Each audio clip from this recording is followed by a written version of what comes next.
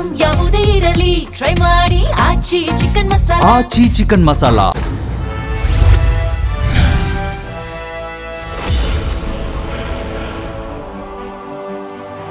ದಿನದಿಂದ ದಿನಕ್ಕೆ ರಂಗೇರ್ತಾ ಇದೆ ಈ ಒಂದು ಉಪಚುನಾವಣೆಯ ಕದನ. ಈಗಾಗಲೇ ಸಿಎಂ ಸಿದ್ದರಾಮಯ್ಯ ಸಚಿವರಿಗೆ ಹಾಗೂ ಶಾಸಕರಿಗೆ ಟಾಸ್ಕ್ ಕೂಡ ಕೊಟ್ಟಿದ್ದಾರೆ. ಸೊ ಅದರ ತಕ್ಕಂತೆ ಕೆಲಸ ಮಾಡ್ತಾರ ಇಲ್ಲ ಅನ್ನೋದು ಸಹಜವಾಗಿ ಉಪಚುನಾವಣೆಯ ಅಖಾಡ ಅಂತೂ ರಂಗೇರ್ತಾ ಇದೆ. 2 ಕ್ಷೇತ್ರ ಗೆಲುವಿಗೆ ಬಿಜೆಪಿ ಆ್ಯಂಡ್ ಕಾಂಗ್ರೆಸ್ ಅಂತೂ ರಣತಂತ್ರ ರೂಪಿಸಿದೆ. ಸಚಿವ ಶಾಸಕರಿಗೆ ಟಾಸ್ಕ್ ನೀಡಿದ್ದಾರೆ ಸಿಎಂ ಸಿದ್ದರಾಮಯ್ಯ. ಅಸಮಾಧಾನವನ್ನು ಬದಿಗಿಟ್ಟು ಗೆಲ್ಲೋದಕ್ಕೆ ಏನು ಮಾಡಬೇಕು ಅದನ್ನು ಮಾಡಿ ಅಂತ.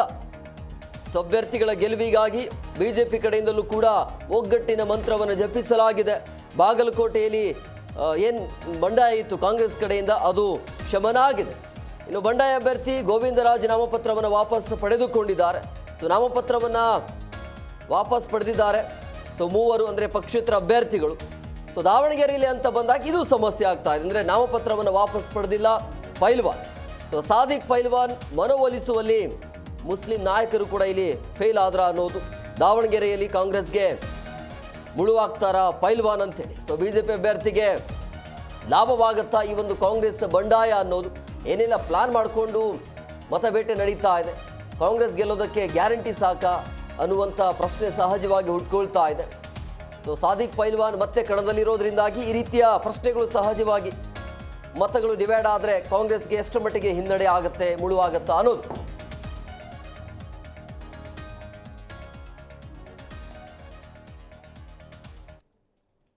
ಇನ್ನು ಬಂಡಾಯ ಅಭ್ಯರ್ಥಿ ಸಾದಿಕ್ ಪೈಲ್ವಾನ್ ಮತ್ತೆ ತಿಮ್ಮಾಪುರ್ ಅವರು ಕೂಡ ಮಾತನಾಡಿದ್ದಾರೆ. ಏನು ಹೇಳಿದ್ದಾರೆ ಕೇಳೋಣ ಬನ್ನಿ. ನಿಮ್ಮ ಮುಂದೆ ಅನೇಕ ಸತಿ ನಾವು ನಮ್ಮ ಹತ್ರ ಬಂದು ಇದು ಮಾಡಿದ್ರಿ ನೀವು. ನಾನು ಯಾವ ಕಾರಣಕ್ಕೂ ತೆಗೆಯೋದಿಲ್ಲ, ಬಯಲಾಗಿರ್ತಾನೆ ಅಂತ ಹೇಳಿದ್ದೆ. ರಣರಂಗ ಮೈದಾನದಲ್ಲಿ ದಕ್ಷಿಣ ಕ್ಷೇತ್ರದಲ್ಲಿ ನಾನು ನಿರ್ಧಾರ ತಗೊಂಡು ಸಮಾಜದ ನಿರ್ಧಾರ ತಗೊಂಡು ನಾನು ಕಣದಲ್ಲಿ ಅದೇನು ಸರ್, ಯಾವ ಕಾರಣಕ್ಕೂ ಕಣದಲ್ಲಿ ಇರ್ತಾನೆ ಅದೇನಿ. ಅಲ್ಲೇ ಟೈಮು ಆಗೈತಿ. ಯಾವ ಕಾರಣಕ್ಕೂ ಯಾರು ಕೂಡ ವಿಶ್ವಾಸ ಮಾತುಕತೆ ಏನೂ ಇಲ್ಲ. ನಾನು 5 ಗಂಟೆಯಿಂದ ನಾನು ಕೆಲವು ಗ್ರಾಮಸ್ಥರಿಗೆ ಹೋಗಿ ನಾನು ಮಾತಾಡಿ ನಾನು ಹೋಗಿ ನನ್ನ ಮತವನ್ನು ಚುನಾವಣೆ ಶುರು ಅಖಾಡದಲ್ಲಿ ನಾನು ಹೋಗ್ತಾ ಇದ್ದೇನೆ ಸರ್. 5 ಗಂಟೆಗೆ ತಮ್ಮ ಮಾಧ್ಯಮ ರಾಶೋದ ಇರಲಿ ಇದು ಮಾಡ್ತೀನಿ. ಇವರು ರಿಜ್ವಾನ್ ಅರ್ಷದ್ ಬಂದಿದ್ರು ಸರ್, ಸಲೀಂ ಮೊಹಮ್ಮದ್ ಅವ್ರು ಬಂದಿದ್ರು, ಇನ್ನೂ ಅನೇಕ ಜನ ಬಂದಿದ್ರು ಸರ್.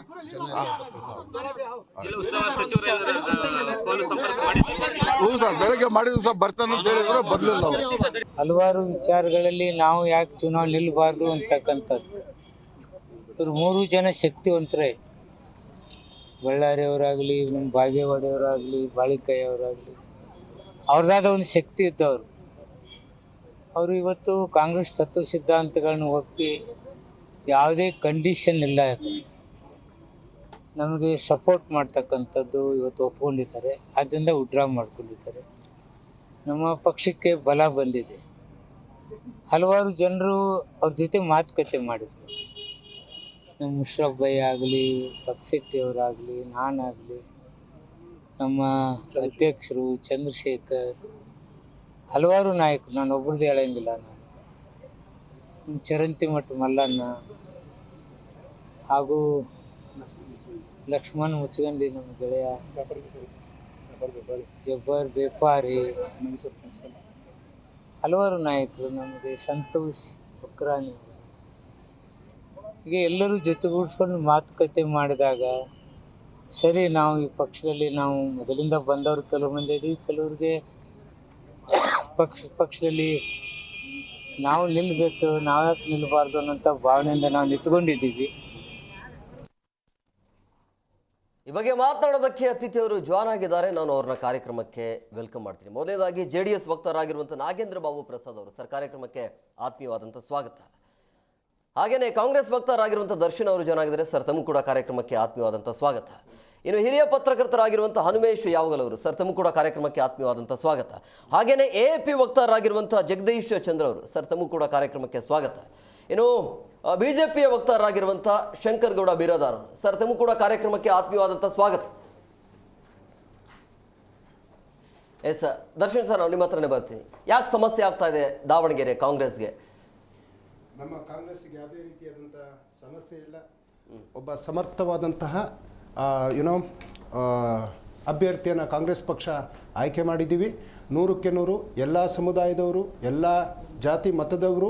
ಸೊ ಕಾಂಗ್ರೆಸ್ ಪಕ್ಷವನ್ನು ಹಿಂದಿನಿಂದಲೂ ಕಾಂಗ್ರೆಸ್ 2008ರಿಂದ ಶಾಮನೂರು ಶಿವಶಂಕರಪ್ಪನವರು ಸೋಲಿಲ್ಲದ ಸರದಾರನಾಗಿ ದಾವಣಗೆರೆ ದಕ್ಷಿಣದಲ್ಲಿ ಗೆದ್ದಿದ್ದಾರೆ. ಅದೇ ರೀತಿ ಇವತ್ತು ಸಮರ್ಥವರು 100ಕ್ಕೆ 100 ಅಲ್ಲಿ ಗೆಲ್ಲುವಂತಹ ಮತ್ತು ದಿಗ್ವಿಜಯವನ್ನು ಬಾರಿಸುವಂತಹ ಕೆಲಸ ಕಾಂಗ್ರೆಸ್ ಪಕ್ಷ ಮಾಡೇ ಮಾಡ್ತದೆ. ಈಗ ಕೆಲವೊಂದು ವಿಚಾರ ನೋಡಿ, ಇದು ಪ್ರಜಾಪ್ರಭುತ್ವ ವ್ಯವಸ್ಥೆ. ಪ್ರಜಾಪ್ರಭುತ್ವ ವ್ಯವಸ್ಥೆಯಲ್ಲಿ ಯಾರು ಬೇಕಿದ್ದರೂ ಚುನಾವಣೆಗೆ ನಿಂತ್ಕೊಳ್ಬಹುದು, ಅಂದರೆ ಅರ್ಹತೆ ಇದ್ದವರು ನಿಂತ್ಕೊಳ್ಬೋದು. ಹಾಗೆ ಕೆಲವರು ಇಂಡಿಪೆಂಡೆಂಟ್ ಆಗಿದ್ದಾರೆ. ಇನ್ನು ಬಾಗಲಕೋಟೆನಲ್ಲಿ 3 ಇವತ್ತು ವಾಪಸ್ ತಗೊಂಡು ಒಂದು ಸಂಪೂರ್ಣ ಬೆಂಬಲವನ್ನು ಕಾಂಗ್ರೆಸ್ಗೆ ಕೊಟ್ಟಿದ್ದಾರೆ. ಬಾಗಲಕೋಟೆನಲ್ಲೂ ನಾವು 100ಕ್ಕೆ 100 ಉಮೇಶ್ ಮೇಟಿ ಅವರು ಗೆಲ್ತಾರೆ. ಹಾಗೆ ದಾವಣಗೆರೆಯಲ್ಲೂ ನಾವು ಗೆಲ್ತೀವಿ. ಜೊತೆಗೆ ನಮ್ಮ ನಾಯಕರು ಮಾತನಾಡುವಂಥದ್ದು, ಈಗ ಹೆಚ್ಚಿನದಾಗಿ ಇಲ್ಲಿ ಬೆಂಗಳೂರಿನಲ್ಲಿ ಸೆಷನ್ಗಳು ನಡೀತಾ ಇದ್ದಾಗ ನಮ್ಮ ನಾಡಿನ ಏನು ಸಮಸ್ಯೆಗಳ ವಿಚಾರವಾಗಿ ನಮ್ಮೆಲ್ಲ ನಾಯಕರು ಒಂದು ಜವಾಬ್ದಾರಿಯುತ ಸ್ಥಾನದಲ್ಲಿದ್ದು ಸೆಷನ್ನಲ್ಲಿ ಎಲ್ಲರೂ ಭಾಗವಹಿಸಿದ್ರು. ಯಾರು ಈ ನಾಳೆಯಿಂದ ಇವತ್ತೇನು ಸೆಷನ್ ಮುಗೀತು, ನಾಳೆಯಿಂದ ಖಂಡಿತವಾಗ್ಲೂ ಹೋಗ್ತೀವಿ. ಮತ್ತೆ ಇನ್ನು ಕೆಲವು ನಾಯಕರ ಜೊತೆ ಮಾತನಾಡುವಂಥದ್ದಿದೆ. ಖಂಡಿತವಾಗ್ಲೂ ನಮ್ಮ ಪಕ್ಷಕ್ಕೆ ಯಾವ ರೀತಿ ಉಪಯೋಗ ಆಗ್ತದೆ ಅದನ್ನು ಮಾಡುವವರು ಇದ್ದೀವಿ ಅನ್ನೋದರಲ್ಲಿ ಎರಡು ಮಾತಿಲ್ಲ. 100ಕ್ಕೆ 100 ಅಲ್ಪಸಂಖ್ಯಾತ ಸಮುದಾಯ ಅಂತ ಏನು ಇವತ್ತು ಟಿವಿಗಳಲ್ಲಿ ಭಾಳಷ್ಟು ಚರ್ಚೆ ಆಗ್ತಾ ಇದೆ. ಚರ್ಚೆ ಎಲ್ಲದನ್ನು ನಾವು ಸ್ವಾಗತ ಮಾಡ್ತೀವಿ. ಹಾಗೆಯೇ ಅಲ್ಪಸಂಖ್ಯಾತ ಸಮುದಾಯ ಹಿಂದಿನಿಂದಲೂ ಕಾಂಗ್ರೆಸ್ ಪಕ್ಷದ ಜೊತೆಗಿದೆ. ಇವತ್ತು ನಾವು ಆ ಸಮುದಾಯಕ್ಕೆ ಅನೇಕ ಇವತ್ತು ನಾವು ಸ್ಪೀಕರ್ ಅವರಾಗಿರ್ಬೋದು ಅಥವಾ ಮಂತ್ರಿಗಳಾಗಿರ್ಬೋದು ಅಥವಾ MLCಗಳಾಗಿರ್ಬೋದು, ರಾಜ್ಯಸಭೆ ಆಗಿರ್ಬೋದು, ಎಲ್ಲ ರೀತಿಯಾದಂತಹ ಅಧಿಕಾರಗಳನ್ನ ಕೊಡುವಂತಹ ಕೆಲಸವನ್ನು ಮಾಡಿದ್ವಿ. ಕಳೆದ ಬಾರಿ 3 ಬೈ ಎಲೆಕ್ಷನ್ ಇದ್ದಾಗ ಶಿಗ್ಗಾವಿನಲ್ಲಿ ಪಠಾಣವ್ರಿಗೂ ಕೊಟ್ಟಿದ್ದೀವಿ. ನಮ್ಮಲ್ಲಿ ಯಾವುದೇ ರೀತಿ ತಾರತಮ್ಯ ಇಲ್ಲ. ಇವತ್ತು 18 ಜನ JDSನ ಶಾಸಕರು ಇದ್ದವರಲ್ಲಿ ಒಬ್ಬ ಮುಸಲ್ಮಾನ ಶಾಸಕರಿಲ್ಲ. ಅಥವಾ ಇವತ್ತು BJP 224 ಕ್ಷೇತ್ರದಲ್ಲಿ ಒಬ್ಬ ಮುಸಲ್ಮಾನರಿಗೆ ಟಿಕೆಟ್ ಕೊಟ್ಟಿರಲಿಲ್ಲ. 64 ಬೇಕಾದ್ರೆ ನೋಡಿ, ಒಬ್ಬರು ಮುಸಲ್ಮಾನ್ ಶಾಸಕರಿಲ್ಲ. ಅಥವಾ ಕೇಂದ್ರದಲ್ಲಿ ಒಬ್ಬ ಮುಸಲ್ಮಾನ್ ಸಚಿವರುಗಳು ಅಲ್ಪಸಂಖ್ಯಾತ ಸಮುದಾಯದವರು ಇಲ್ಲ, ಅಂದ್ರೆ ಮುಸಲ್ಮಾನರು ಇಲ್ಲ. ಆದರೆ ಕಾಂಗ್ರೆಸ್ ಯಾವೆಲ್ಲ ಸಂದರ್ಭದಲ್ಲಿ ಆ ಒಂದು ಸಮುದಾಯವನ್ನ, ಅದೊಂದಷ್ಟೇ ಅಲ್ಲ, ಎಲ್ಲ ಧರ್ಮದವರು, ಹಿಂದೂ, ಮುಸಲ್ಮಾನ್, ಕ್ರೈಸ್ತ, ಬೌದ್ಧ, ಪ್ರತಿಯೊಂದು ಧರ್ಮಕ್ಕೂ ನಾವು ಒಂದು ಗೌರವವನ್ನು ಕೊಡೋದು. ಅದರಲ್ಲೂ ಬಹಳ ಮುಖ್ಯವಾಗಿ ಹಿಂದಿನ ಬಾರಿ ನೀವು ನೋಡ್ಬೋದು, ಮನಮೋಹನ್ ಸಿಂಗ್ ಅವರು ಅಲ್ಪಸಂಖ್ಯಾತ ಸಿಖ್ ಸಮುದಾಯದವರು, ಅವ್ರನ್ನ ಪ್ರಧಾನಮಂತ್ರಿಯನ್ನೇ ನಾವು ಮಾಡಿದ್ದೀವಿ. ನಮ್ಮದು ಸರ್ವ ಜನಾಂಗದ ಶಾಂತಿಯ ತೋಟವನ್ನು ನೆಲೆಗೊಳಿಸಬೇಕು ಅನ್ನೋ ನಿಟ್ಟಿನಲ್ಲಿ.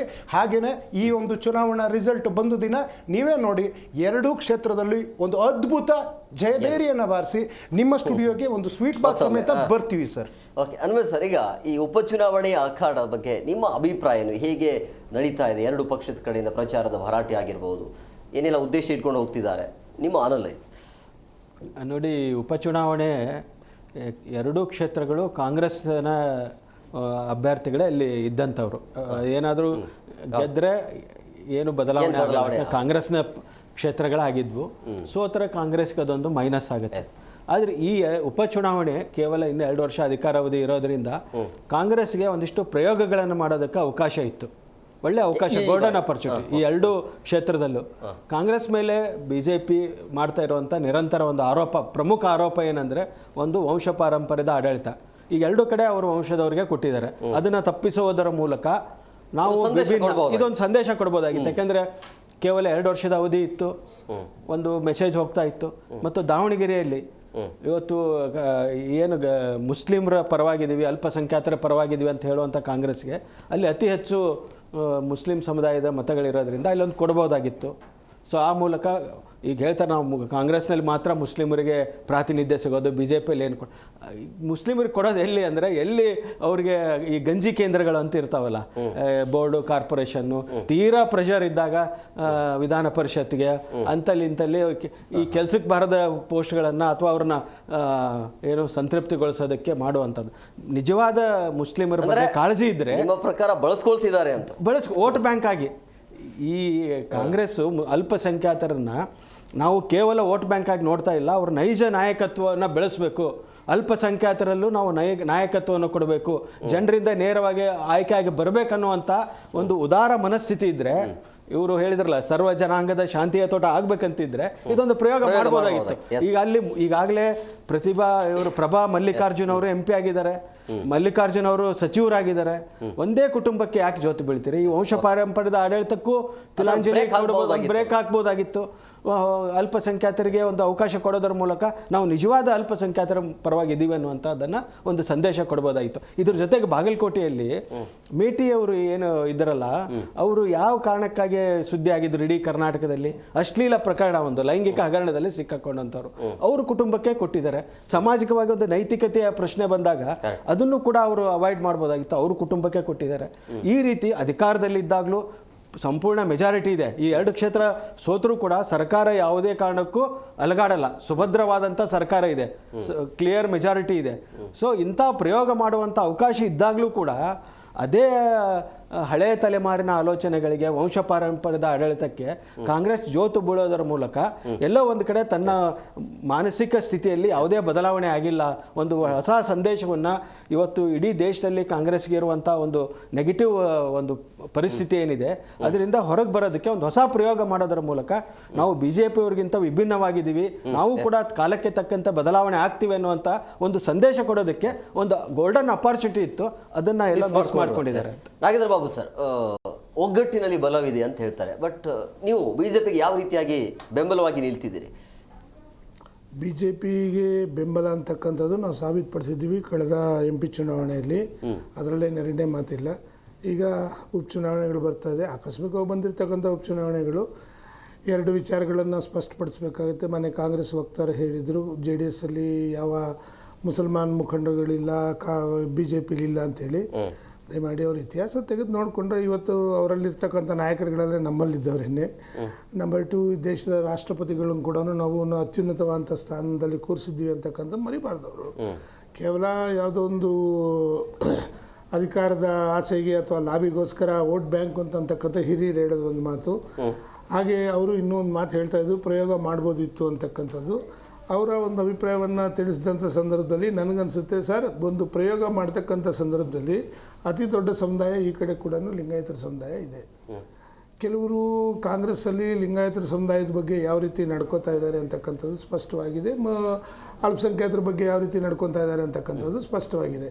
ನೋಡಿ, ಇಲ್ಲಿ ಅನೇಕ ಆಪರ್ಚುನಿಟಿಗಳಿತ್ತು ಸರ್. ಇದು ಯಾವತ್ತಿಂದ ಶುರು ಆಯಿತು ಅಂತಂದರೆ, ಮಲ್ಲಿಕಾರ್ಜುನ್ ಅವ್ರ ಹತ್ರಕ್ಕೆ ಸನ್ಮಾನ್ಯ DK ಶಿವಕುಮಾರ್ ಅವರು ಹೋದ ನಂತರ ಇಮಿಡಿಯೇಟಾಗಿ ಒಂದು ಬಣ ಹೋಗಿ ಅಲ್ಲಿ ಮಾತಾಡ್ತಾ ಇರ್ತಕ್ಕಂಥ ಸಂದರ್ಭದಲ್ಲಿ ಹೇಳ್ತಾರೆ, ಅದೇನು ಮುಸಲ್ಮಾನರಿಗೆ ಅದೇನೋ ಓಟ್ಗೆ ಇಷ್ಟು ಕೊಟ್ಟರೆ ಅವ್ರು ಓಟ್ ಹಾಕ್ತಾರೆ ಅಂತಕ್ಕಂಥ ಒಂದು ಹೇಳಿಕೆ ಕೂಡ ಬಂತು. ತದನಂತರ ಜಮೀರ್ ಅಹಮದ್ ಅವರು ಹೋಗ್ತಾರೆ, ಇಲ್ಲ ಮುಸಲ್ಮಾನರಿಗೆ ಟಿಕೆಟ್ ಕೊಡಬೇಕು ಅಂತ. ಅದಕ್ಕಿಂತ ಮೊದಲು ಶಿವಶಂಕರಪ್ಪನವ್ರು ಇದ್ದಾಗಲೇ ಈ ವಿಷಯ ಪ್ರಸ್ತಾಪ ಆಗಿತ್ತು ಅಂತಕ್ಕಂಥದ್ದು ಸ್ಪಷ್ಟ. ಅವರಿದ್ದಾಗ ಯಾಕೆ ಮಾತಾಡಲಿಲ್ಲ ಅಂತಕ್ಕಂಥದ್ದು ಕೂಡ ಇಲ್ಲಿ ಪ್ರಶ್ನೆ ಬರುತ್ತೆ. ನಂಬರ್ 1. ನಂಬರ್ 2, ನಂಬರ್ 3, ಏನು ವಾಪಸ್ ತಗೊಳ್ಳೋವಂಥ ಸಂದರ್ಭದಲ್ಲಿ ಸಾಕಷ್ಟು ಅವಕಾಶ ಇತ್ತು. ಸನ್ಮಾನ್ಯ ಜಮೀರ್ ಅಹಮದ್ ಖಾನ್ ಅವ್ರಿಗೆ ಜವಾಬ್ದಾರಿ ಕೊಟ್ಟಿದ್ದರು, ಯಾಕೆ ಹೋಗಲಿಲ್ಲ ಅವರು? ಯಾವ ಕಾರಣಕ್ಕೆ ಹೋಗಲಿಲ್ಲ? ಜವಾಬ್ದಾರಿ ಕೊಟ್ಟಿರ್ತಕ್ಕಂಥವ್ರು ಯಾಕೆ ಹೋಗಲಿಲ್ಲ? ಇಲ್ಲಿ ವಿಧಾನಸೌಧದಲ್ಲಿ ಕೆಲವು ಸಭೆಗಳು ನಡೀತು, ಅಲ್ಪಸಂಖ್ಯಾತ ವಿಭಾಗದ ಸಭೆ ನಡೆದಾಗಲೂ ಕೂಡ ಸಭೆಯಲ್ಲಿ ಅವ್ರು ಅಟೆಂಡ್ ಆಗಲಿಲ್ಲ. ಅವ್ರು ನಾಳೆಯಿಂದ ಕೇರಳಕ್ಕೆ 3 ದಿನ ಪ್ರವಾಸಕ್ಕೆ ಹೋಗ್ತಾ ಇದ್ದಾರೆ, ಅಲ್ಲಿಂದ ಬಾಗಲಕೋಟೆಗೆ ಹೋಗಿ ಕೊನೆಗೆ ಇದಕ್ಕೆ ಬರ್ತಾ ಇದ್ದಾರೆ, ಇಲ್ಲಿಗೆ ದಾವಣಗೆರೆಗೆ. ಹಾಗಾದರೆ ನಿಮ್ಮಲ್ಲಿ ಎಲ್ಲೋ ಕೆಲವು ಗುಂಪುಗಾರಿಕೆಗಳಿದೆ, ಭಿನ್ನಾಭಿಪ್ರಾಯಗಳಿದೆ ಅಂತಕ್ಕಂಥದ್ದು ಸ್ಪಷ್ಟವಾಗಿ ಎದ್ದು ಕಾಣ್ತಾ ಇದೆ. ಹಾಗಾದರೆ ನಾನೊಂದು ಮಾತು ಹೇಳ್ತೀನಿ, ಆಯಿತು, ಮುಸಲ್ಮಾನರಿಗೆ ನಮಗೇನು ಕೊಡಬೇಡಿ ಅಂತಕ್ಕಂಥ ನಾವೆಲ್ಲೂ ಹೇಳಲಿಲ್ಲ. ಈ ಕಣ ಅವ್ರವ್ರ ಶಕ್ತಿ ಮೇಲೆ ಇದಾಗುತ್ತೆ. ಮತ್ತು ನೀವು ಅಕಸ್ಮಾತ್ ಅವ್ರಿಗೂ ಕೂಡ ನಾಳೆ ಬೆಳಿಗ್ಗೆ ಲಿಂಗಾಯತರಿಗೆ ಅನ್ಯಾಯ ಆಗಿದ್ರೆ ಏನು ಮಾಡ್ತಾಯಿದ್ರಿ? ಹಾಗಾದರೆ ಅತಿ ದೊಡ್ಡ ಸಮಾಜ ಇದೆ ಅಲ್ಲಿ ಇನ್ನೊಂದು ಕಡೆ, ಅದಕ್ಕೇನು ಮಾಡ್ತಾಯಿದ್ರಿ ನೀವು? ಹೇಳ್ತಿದ್ರಿ ಹಿರಿಯರು ಒಂದು ಮಾತು, ಒಳ್ಳೆ ಮಾತು, ಮತ್ತೆ ಬೇಡ ಅದನ್ನು ನಾನು ಮಾತಾಡಬಾರ್ದು. ಆದರೂ ಕೂಡ ಕುಟುಂಬದ ರಾಜಕಾರಣ ಮತ್ತೊಂದು ಅದು ಕಾಮನ್ ಆಗಿದೆ ಬಿಡಿ. ಶಕ್ತಿ ಇದ್ದವ್ರು ಗೆದ್ದು ಬರ್ತಾರೆ ಜನಗಳ ಮುಂದಿಗೆ ಬಂದಾಗ. ಯಾವುದೇ ಕುಟುಂಬ ಆಗಿರಲಿ, ನಾನು ಯಾರನ್ನ ಲಘುವಾಗಿ ಮಾತಾಡೋಲ್ಲ. ಆದರೆ ಇವರು ಉದ್ದೇಶಪೂರ್ವಕವಾಗಿಯೇ ಅಲ್ಲಿ ಹೋಗಲಿಲ್ಲ. ಲೇಟಾಗಿ ಹಾಕೋದ್ರು. ಲೇಟಾಗಿ ತಗೊಳ್ಳೋಷ್ಟರಲ್ಲಿ ಶ್ರೀಮಂತರಿಗೆ ಮಾತ್ರ, ಅಂದರೆ ಒಂದೇ ಕುಟುಂಬಕ್ಕೆ ಮಾತ್ರ. ಆಮೇಲೆ ಇನ್ನೊಂದು ಹೇಳ್ತಾರೆ, ಅವ್ನು ಕನ್ವಿನ್ಸ್ ಮಾಡೋಕ್ಕೆ ಹೋಗ್ತೀವಿ ಅಂತಕ್ಕಂಥ ಮಾತನ್ನು ಹೇಳ್ತಾರೆ. ಯಾಕೆ ಕನ್ವಿನ್ಸ್ ಮಾಡ್ತೀರಿ? ಹಾಗಾದರೆ ಸಮಾಜಕ್ಕೆ ಅನ್ಯಾಯ ಆಗಲ್ಲ ಕನ್ವಿನ್ಸ್ ಮಾಡಿದ್ರೆ? ನಿಂತ್ಕೊಳ್ಳಿ, ನಿಮಗೂ ಅವಕಾಶ ಇದೆ ಅಂತ ಹೇಳ್ಬೋದಿತ್ತಲ್ಲ. ಯಾಕೆ ನೀವು ಕನ್ವಿನ್ಸ್ ಮಾಡ್ತಾ ಇದ್ದೀರಿ? ಅಲ್ಲಿ ಕನ್ವಿನ್ಸ್ ಮಾಡ್ತಕ್ಕಂಥ ಅವಶ್ಯಕತೆ ಅಲ್ಲಿ ಇರಲಿಲ್ಲ. ಮತ್ತೊಂದು ಏನಪ್ಪ ಅಂತಂದರೆ, ಹೆಚ್ಚು ಕಮ್ಮಿ ನೋಡಿ, ಈ ಅಲ್ಲಿರ್ತಕ್ಕಂಥ ಅನೇಕ ಜನ ಸಮಾಜ ಮುಖಂಡರುಗಳು, ಯಾರು ಈ ನಾಯಕರುಗಳು ಹೋಗ್ತಾರೆ, ಯಾರು ರಿಜ್ವಾನ್ ಅರ್ಷದ್ ಯಾರು ಹೋಗ್ತಾರಲ್ವ, ಅವರು ಒಂದು ಪದ ಬಳಕೆ ಮಾಡ್ತಾರೆ, ಗೋ ಬ್ಯಾಕ್ ಅಂತಕ್ಕಂಥದ್ದನ್ನು ಅವ್ರ ಮುಖಂಡರಿಗೇನೆ.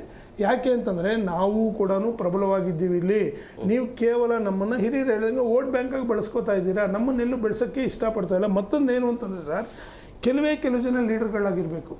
ದುರಂತ ಇದು. ದುರಂತ ಇದು, ರಾಜಕಾರಣ ದುರಂತ ಅಂತ ಕಾಣುತ್ತೆ. ಅವ್ರು ಇರಬೇಕು, ಅವ್ರುಗಳೇ ಇರಬೇಕು, ಎಲ್ಲ ಪಕ್ಷದಲ್ಲಿ ನಡೆಯುವಾಗ ಅವರೇ ಇರಬೇಕು. ಇಲ್ಲಿ ಜೆ ಡಿ ಎಸ್ ಬಂದಾಗ ಅವ್ರು ಇರಬೇಕು, ಕಾಂಗ್ರೆಸ್ ಇದ್ದಾಗ ಅವ್ರು ಇರಬೇಕು, ಬಿ ಜೆ ಪಿದಾಗ ಅವ್ರು ಇರಬೇಕು, ಅವರೇ ಅಧಿಕಾರ ಅನುಭವಿಸ್ತಾ ಇರಬೇಕು. ಯಾರು ದುಡಿದಂಥ ಅವ್ರ ಬಗ್ಗೆ ಕಾಳಜಿ ಇರಲ್ಲ ಅಂತಕ್ಕಂಥ ಇದನ್ನು ಸ್ಪಷ್ಟವಾಗಿ ಎದ್ದು ಕಾಣುತ್ತೆ.